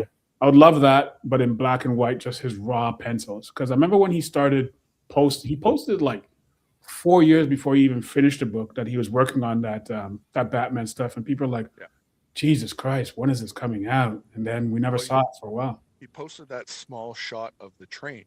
Yeah. And it's when I saw the train, I was like, what the how? Yeah, it was. I was like, I need to see this. Yeah. Kept us patiently waiting for another 3 to 5 years. It was nuts. Well, that's the thing. And like for me to get excited about a train, like, well done. Like, I don't give a shit about trains, but like that was amazing. Yeah, all the city stuff in that stuff was just great. Yeah, it was nuts. Nuts. For sure. Adam has a question for you. I know that you're kind of maybe under an embargo. Can you please ask Jeff if he'll be at Montreal Comic-Con this year? Oh, I can't say, but I'm definitely going to Le Bon Puy for teen. There you go. So put it together, Adam. Yeah. There you go. I'm gonna This is his answer to another question, but Merci. merci. Which is so cool. It's crazy. Oh, you're gonna love the poutine. I'll just say that. Oh, Yeah, it's we're great. just there. We're just there the other day. Yeah, it's Le Bon Cookie is. I personally think they're trying to kill people and they just haven't seen it yet. But Well, it's something. You die happy though. Steve just Yeah. introduced me to what was the place that we just went to the other day that I'd never tried. That was pretty great. Oh, that's here. It's Yeah, it's a chain, but it's Poulet Rouge. So we have it here, and it's basically just like it's like Chipotle, I guess. It's like Chipotle, but like with more of like a kebab type style mix. So you get like 2 pieces of chicken. We're a topic, but we get like 2 pieces of chicken and then choose a whole bunch of different rice and vegetable combinations on like this bowl kind of thing. It's actually pretty tasty It's pretty tasty. and stuff like that. Yeah. So let's get back to your inspirations. So who would you put in your like your top 5 of your like these are the people that inspired me to get into the biz and then also who you're still learning from or you're in awe of? Oh, And there's only 5 because like I know we're artists, we're all artists, so we would like there could be 10 or 15, right? well, the awe one is easy. Greg Capullo still blows me away. He did that book We Are Demons or something like that, and yeah, the monsters were great and all that stuff. But he does a scene where they're all just sitting in the living room and they are sitting in a believable ass Yeah. living, having a conversation. Yeah, I I didn't must have finish looked that at series, that. but that was a great series. Yeah. Like I must have looked at that page for like a good 20 minutes. Yeah. It was like, so it's stuff like that that blows my mind. Mhm. I've been watching Raymond Gay, his growth. Kibar, I love his work now as well. There's a lot of guys that I just look at and I'm just like, so. But my top 5 artists, Silvestri for sure, Finch. I love. Vaughn's gonna laugh at this one because he knows what's coming. I love a good Stephen Platt page. Vaughn loves Stephen Platt. I, Loves. don't get me wrong. I'm not much There's of a- nothing wrong with like, but he is your guy. Like No. you love Stephen Platt. Okay, Jeff, I'm gonna kind of sabotage your answer, but there's just one thing I want to say. And the 90s was a perfect example of it, but it dates back to Kirby. They're artists that draw well, right? Mhm. But then they're artists that put energy into their work. Yeah. Whether it's line, composition, whatever. And they are also then have to get their props. And I think that's what a lot of guys in the 90s did was they brought energy to a medium that might have been, let's just say 2D and a little bit flat and lost some of what the energy of what Kirby was doing. And they just kind of reformed it. And now we're getting it again through the manga and whatnot. So I would say Platt with the over rendering, McFarlane, the same kind of thing, had that energy that made people go, and Liefeld as well too, where you go, wow, this stuff is, you have to pay attention to it. The thing that I loved about Platt is like, at the time I was still very young. I was like 17, 18, 19, somewhere around there. And like I knew enough that his anatomy was like fucking. Yeah, he always used to rip on his anatomy. You're like, that makes no sense. It didn't make any sense, but you knew that he had an understanding of anatomy. You could tell that like he understood it, but he was distorting it for his own. Yeah, he chose not to. purpose, Yeah. And then I always pictured all of his pages. Like if you bought his original artwork, I bet you there's like little flecks all over the place from him spitting on the page. Because when he's drawing those machine guns, just making sound effects. Making the extra sound effects.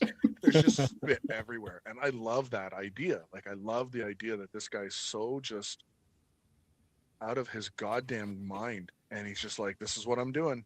And it's funny because this is how I've changed the artists that I love. And this is how I came to understand Sam Keith and Bill Sienkiewicz and Simon Bisley, where it's guys that are like, listen, this is what I'm drawing. I'm drawing it for me. If you like it, that's great, but I'm not going to change it. I'm just going to keep doing what I'm doing because this is what I want to do. And so if you want to come for this ride, come for the ride. But Right. if you don't like it, piss off, right? Yeah. And that's that. And I've learned to respect that a lot. Yeah, So because if you Platt look at was way up there. Sam Keith is one of those artists. He's never really changed over the whole time that he was in the industry, Yeah. and you would think that his stuff is not traditionally enough that you would say that he would get work as well too. So it's interesting, Yeah. at least in my He opinion. didn't give a shit. He's like, this is what I'm drawing. Like, if Yeah, you like this, here it is. If you yeah, don't like it, that's fine. yeah. Like, the Max is one of the most, like, I don't know if he was on drugs when he did it, but like I wouldn't be surprised, and I wouldn't hold it against him either. You Yeah. know, like I'm not into it, but like it's wild. Mhm. But he's just like, this is the story that I'm telling, and this Yeah. is the art that I'm drawing. So if you want to come along for the journey. But if Yeah. you don't, I get it. That's I used fine. to love his rendering of some of his stuff, like when he rendered trees and he did some of his compositions of Yeah, his like his full pages were just nuts. yeah. Like you just sit there and you're like, you've just drawn every leaf. Like, what is wrong with you? But Yeah. like he's having a good time. Um, so yeah, guys like that. I'm trying to think of who else. Um, Jason Sean Alexander. I really love his work. He's just the atmosphere and mood in his work. I think is just untouchable. He's Mm. just terrifying. Um, so there's a lot of guys now that I keep going back and forth. Every one of them brings something different to the table, but I mean, obviously Dave Finch as well. I remember seeing him. My first experience with Dave Finch was Cyberforce 28, I think, which is a crossover of Joe Quesada's Ash. And I remember reading it, and I'm like, "What the hell's going on? Like, who is this guy?" And Mm. then he had this one scene of like Ripclaw and Ripclaw and Ash on top of a statue, and I was like, "Oh my god, that was one of the best things I've ever seen." Yeah. And then I tried to inhale everything David Finch. Uh, you know, Now I've got to meet him at a few shows, and he's just the nicest guy on the planet as well. Nice guy, really nice guy. Super Martin nice. Simmons as well. Same. I love his work. I love Simon Bisley's work. Like, there's a lot of guys. There really Mhm. is. So Yeah. And speaking of inspiration, Rogue says, I'm a retired correction officer. This show has inspired me to start drawing again. I've got a degree in illustration, but got into law enforcement like Joe Jusko, one of my favorite artists growing up. So it's never too late. You know, Nope. Jeff, I think you're a perfect example of that. And Rogues, yeah, as long as you have the will and the time, just keep doing it. Yeah, for The sure. time sometimes that's always a thing. you know what? If there's one thing that I've learned in the past couple of years, is that life is shockingly short. Mm. Like, I have a son who's now 7. I Mhm. don't know when that happened. And I just see that time. Like, some people are like, oh, I'm aging gracefully. I am hurtling towards death with alarming velocity. That's my thing. And so you have to find those things that make you happy and bring you peace and give you this sense of, you're doing something that you are here to do. So Yeah. if that means drawing, then draw. Yeah. And that's what I think I'm supposed to be doing. So, and it makes me happy when I do it. So Yeah. I'm just gonna keep doing it. Yeah. Art's always been something that I think consensus between everybody here has always been a love and passion to the point where, you know, I'm actually I'm trying to get back into it slowly but surely. Jeff, I keep nudging him. I'm like, Vaughn, draw more, draw more. Slowly. There is no try. Just sit down and just draw something. Yeah. Mhm. Just and like 90% of the stuff that I draw, I throw out. Like, it's just trash, but like, I feel good drawing it. Yeah. That's all matters. Yeah. It's great, and I'm like, that was fun. Into the garbage it goes. So yeah, For sure. I Yeah, had to buy for a sure. shredder just to get rid of it.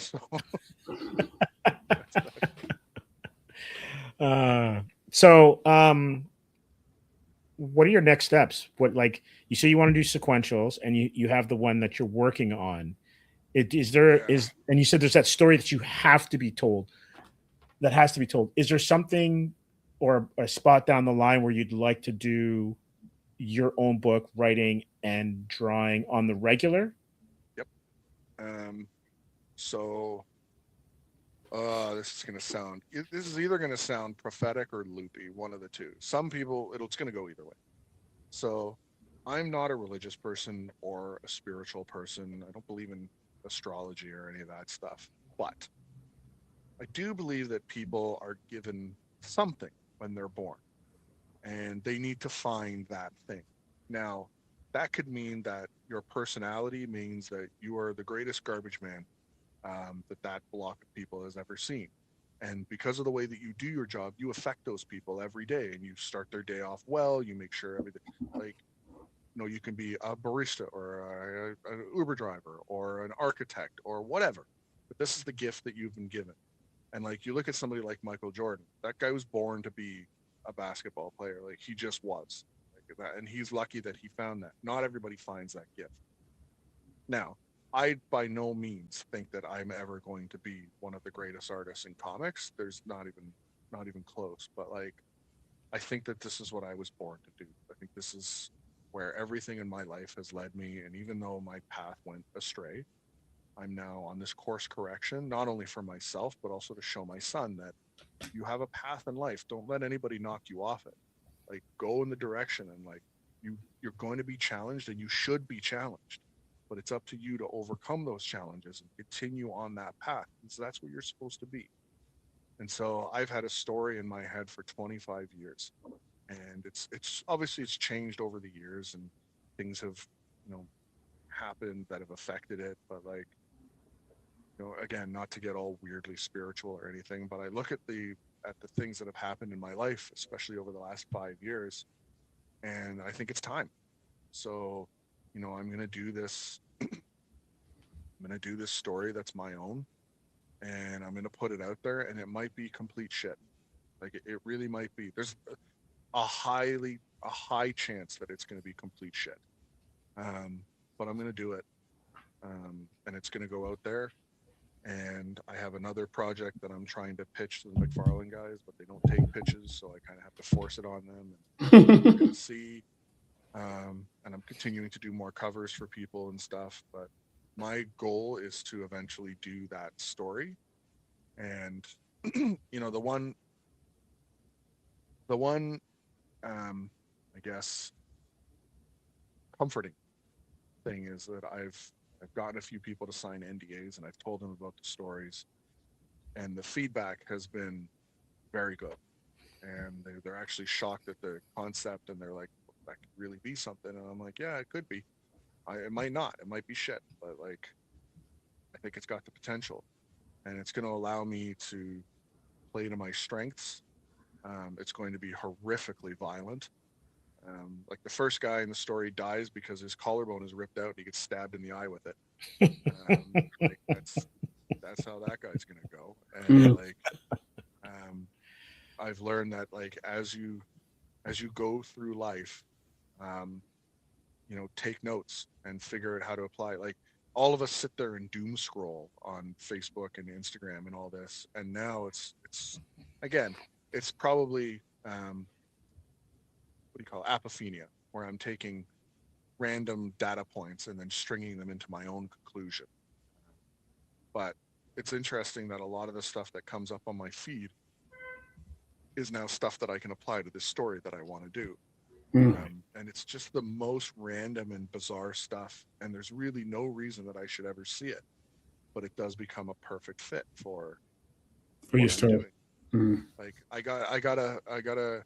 So there's two things that freak me out about social media feed. Number one is the number of random videos of Indian men just looking into their camera. I get probably 50 of those a day as I'm scrolling through, and Okay, I don't know what it. And they're that's just not like on my looking. feed.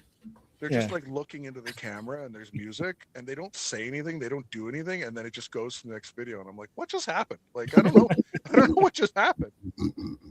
But I also get these weird Uh, scientific, like, I was just learning about tardigrades, the little water bears. Yeah, totally. They're like indestructible, and they were talking about the process of how they shut down their bodies, and that they are technically, by all measure, dead. But then mhm. they just like get up later, and they're like, all right, what were we doing? And like, that is applicable to this story that I'm working on. I got a video of a creature that lives on the bottom of the ocean, and it has no digestive tract, it has no organs, it has no circulatory system, it has an anus, Good job. But, but by all measures, it should not exist and it should not be alive, but it is, and that's a Well, you have an point of the anus, but story. you don't have a digestive system. That's why. Dude, I know the ocean's wild, man. Like, Yeah. I'm happy just floating around, and I'm like, I don't need to know what's out there. Like, we're good. Right. So A lot of stuff you don't need to know about now. yeah, just like keep your little secrets, man. We need some mystery in between us because Yeah. otherwise it gets a little boring. So For sure.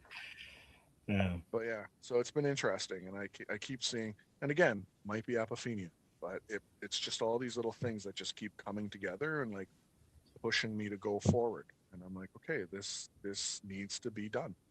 So that's like my big goal, and my plan is I'm going to draw the first 8 issues of it, and I'm going to pitch it to the publishers. And if it doesn't work, I'm going to take it to Kickstarter. But I'm going to have the first 8 issues done because I want people to be able to get into it.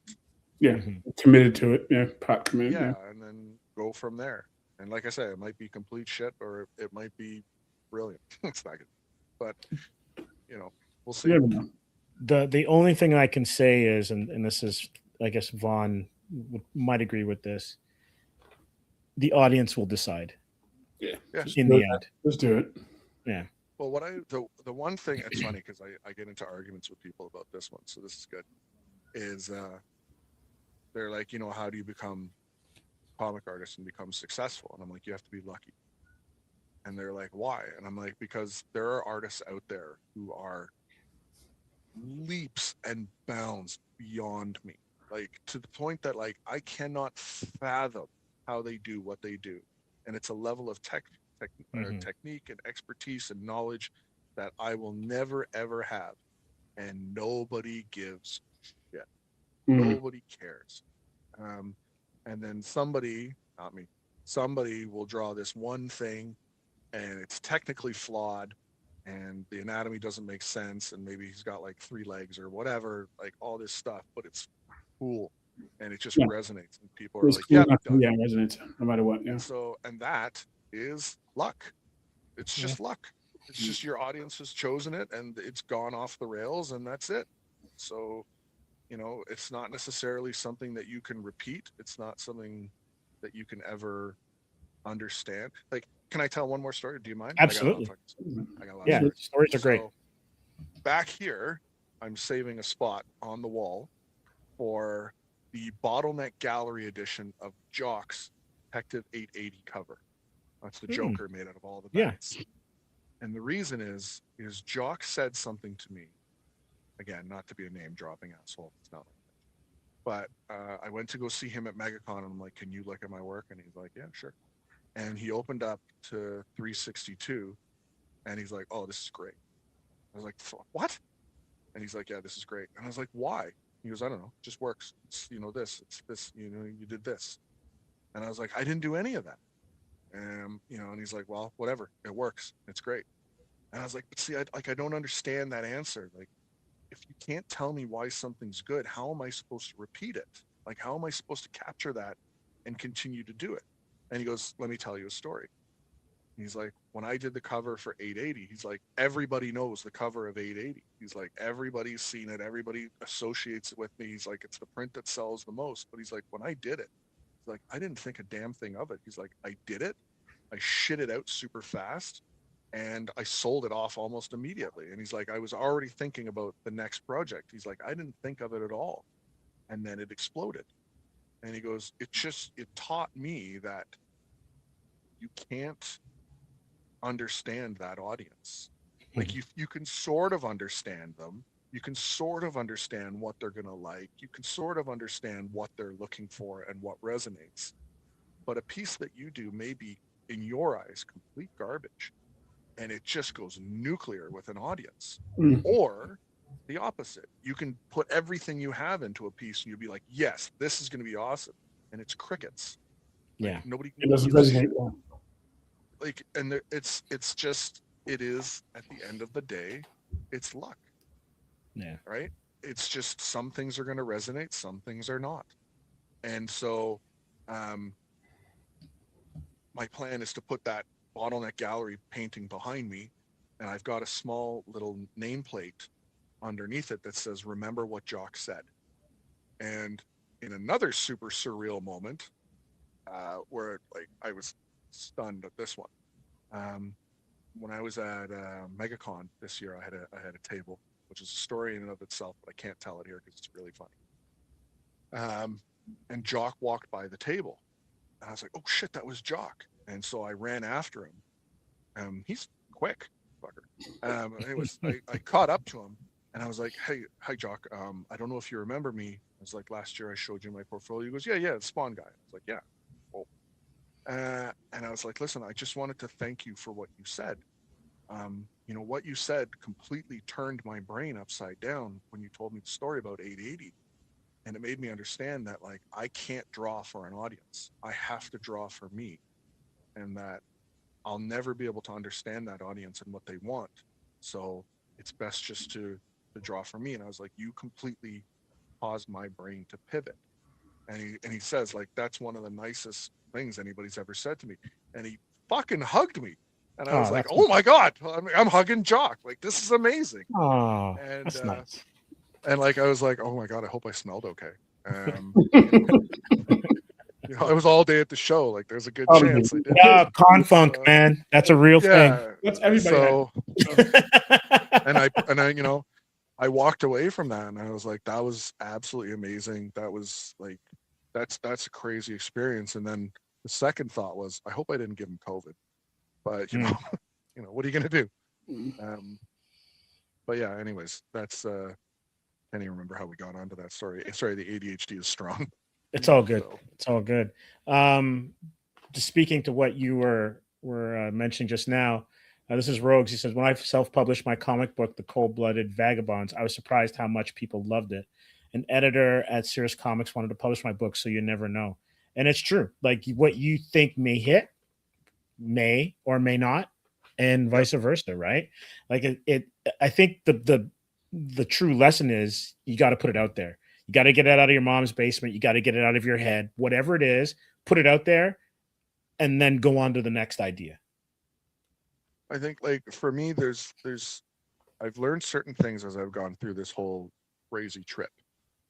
And one of the things that I've learned is that I'm not smart enough to do it on my own.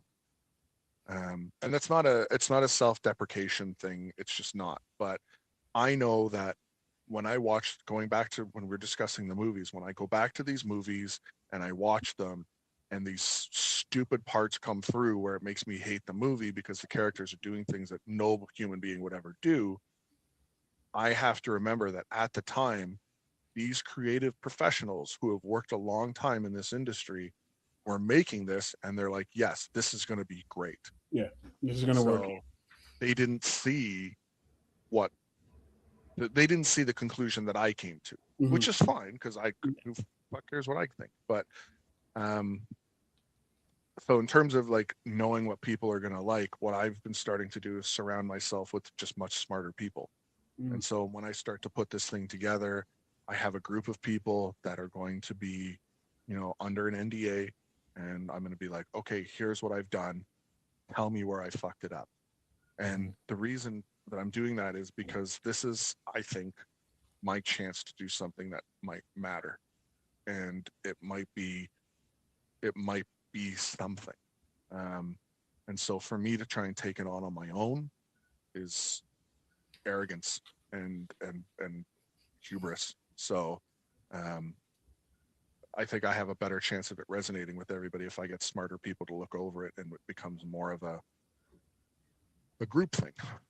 So, but to your point, it still might not resonate, but at least it'll have potentially a better chance. You'll feel better about it as well too. At least the end product, you'll feel happy about it. Yeah, and that's like, it's the old saying, like, you can't see the forest for the trees, right? Like when you're just buried in it, you just can't see stuff. Yeah, for sure, it's different. Yeah, so like I have a couple of friends who are considerably smarter than I am, and they're voracious readers and really of a similar mindset with me in terms of taste of movies and all this kind of stuff. So I'm hoping, to be able to pass it through them and then refine it and then bring it to market. But I'm going to try and do some stuff that hasn't really been done before. So maybe it'll be a thing. That sounds I great. even have a copyright lawyer. So see how that all goes. Ladies and gentlemen, that's when you know it's serious. When the copyright lawyer shows up. Well, I had to get an NDA, and I got a release of likeness for him because a couple of my friends, I'm going to put them into the book, and I'm like, you realize I'm going to make you guys do some terrible shit, right? And they're like, good. And I'm like, okay. So I'll put you guys in it if you want, but you're going to die. All right. It's going to happen anyway in real life, so it's all good. You're going to die in a horrible way. Like all of my friends are, they're dying in horrible ways, but it's going to be funny. So right. That's that. Anyways. Yeah. Adam says, so cool, great stories and lessons shared tonight. Cold-blooded vagabonds. We need that in the. You know what? I'll talk to J-Man and see if J-Man will do it for sure. I want to see it. So Rogue says, I wish I'd quit my job and become an artist like Monk. Just go quit the police department, and he made it. Yeah, it's like it's kind of one of those things that is, if your eye's always on the prize, right? It's just don't ever give up. So like, keep drawing, even if you're not gonna put something out.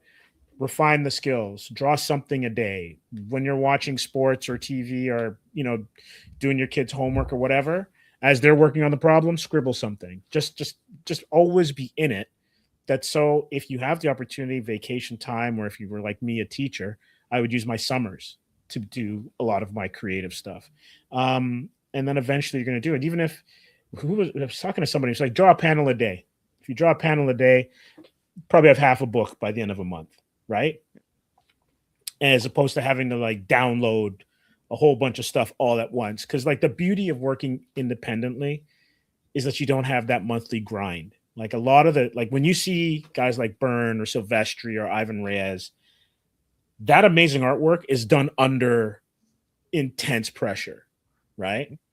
So if you don't have that skill set or that kind of time, take your time and get it done. Because in the end, when someone's reading it, they're not going to know how long it took to draw it. They're either going to like it or they're not. Mm-hmm. End of story. Well, that's the story of Steve McNiven, right? So Vaughn remembers, like, when we were in that studio, Steve was in that studio as well. McNiven was sitting there, and he was a teacher, and he would draw in between classes, and then after classes he would come to the studio and he would just draw, and he would do his thing, and then eventually he became Steve goddamn McNiven. So like that's a thing. A lot of skill in that studio that you guys were in. Whatever happened? Do you remember whatever happened to Percy? Is it Percy? Dude, I ran into Percy at He's Niagara actually a Falls. good artist, but he never really did much. Yeah, he was working in Niagara Falls, like working at the falls. So I don't know if I don't know if he left the art community at all, but it was super bizarre. He was very nice, which was also bizarre. Yeah, because I remember back then he was a little bit of he was a big rocker, a little angsty thing, but that was a whole nother thing. Yeah, that was an experience. Yeah. But yeah, anyways, Niagara Falls. There you go. Well, Jeff, I just want to thank you for spending time with us. It was awesome kind of going down memory lane, as well as, getting to know more about how you got started in your career and then taking a look at your awesome work. For anyone who is not quite sure where to get more of your stuff, where can you direct them?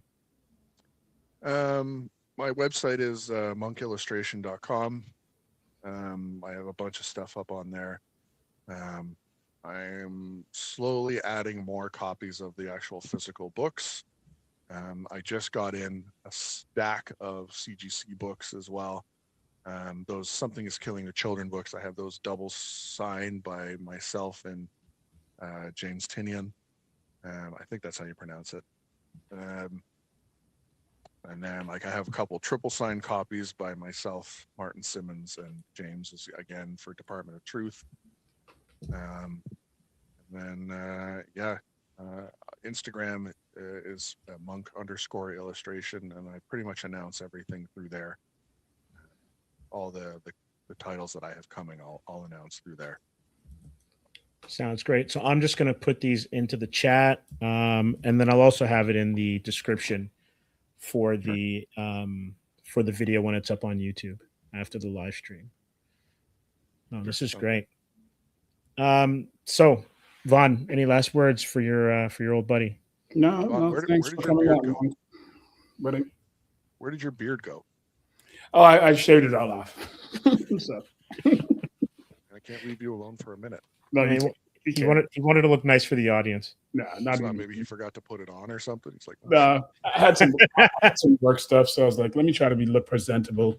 Work stuff. If I try to get some money from these people, so I was trying to be nice about. What, they don't pay people with beards where you live? It was a big corporate thing, so I wanted to make an impression. So oh, you're fancy now. I see. Yeah, it's trying to be fancy, man. They're wearing nice shirts. It's all good. Just 9 to 5. I don't even own shirts with buttons anymore. You know that? Like I don't like I bought, like, no word of a lie. I sat there one day and I'm like, I'm just gonna wear t-shirts. And so I went to cheaptshirts.ca and I bought like 80 t-shirts. 90% of them are black, but I'm like, I should have a purple shirt just for like a formal occasion, you know? Yeah, right. So I got like a formal suit, something like that, yeah. And I got a bunch of like bright ass orange ones because I'm like, these will be on brand. I've never worn.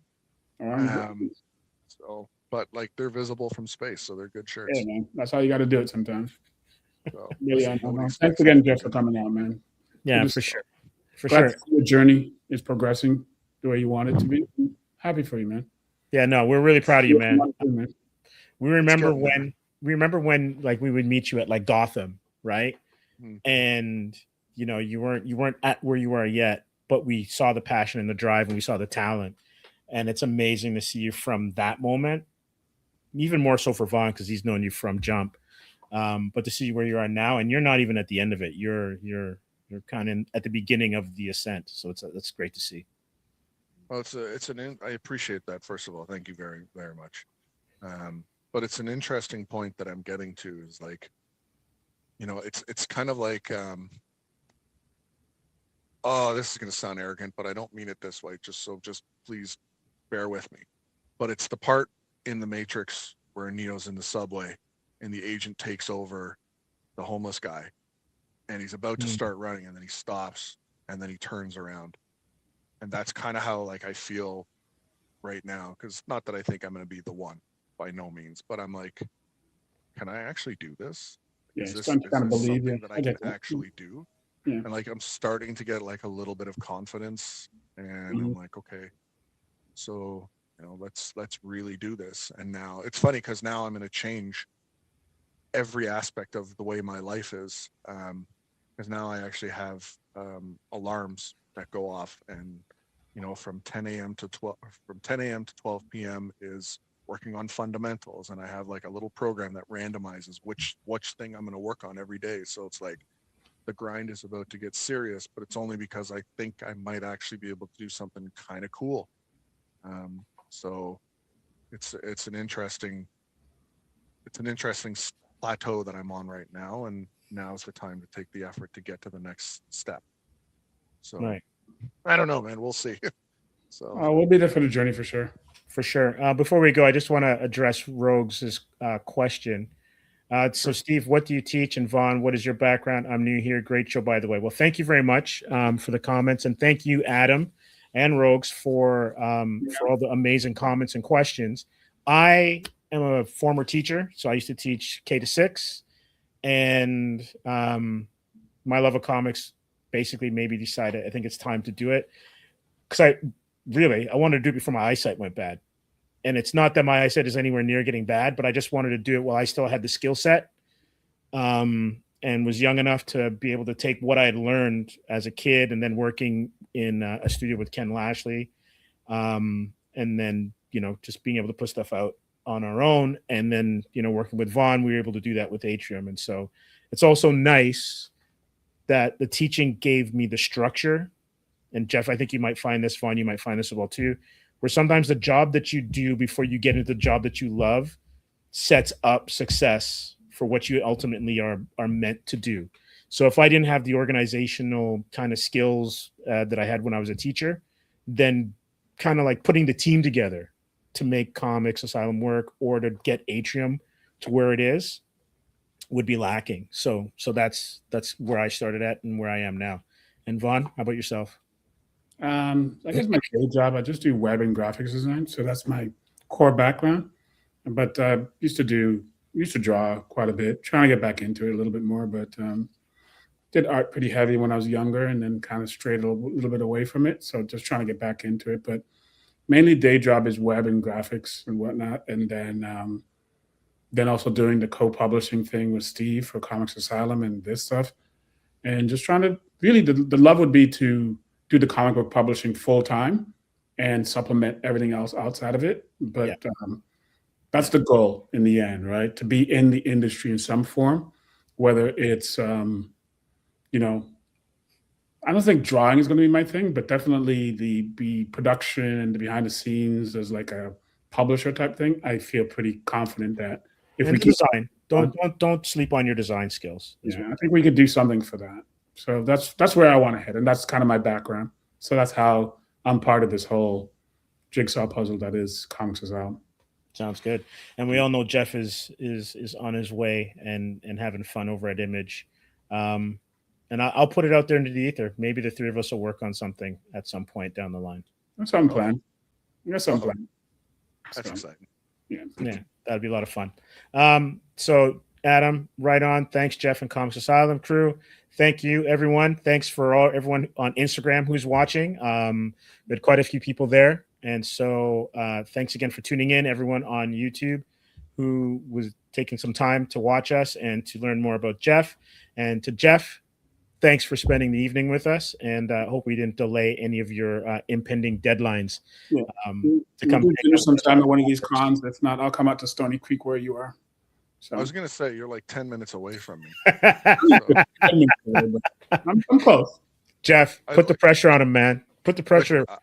I just bought a very fast car. You were less than 10 minutes away from me, no matter where you are. There you go. So you named the place. Man, Vaughn, he just Tracy Chapman'd you, okay? There's no excuse you guys can't get together. For sure. That's it. For sure. All right, everyone. Good night, and I will see you guys very soon. All right. Thanks for having me, guys. All right. Thanks again, Jeff. Take care. Take care.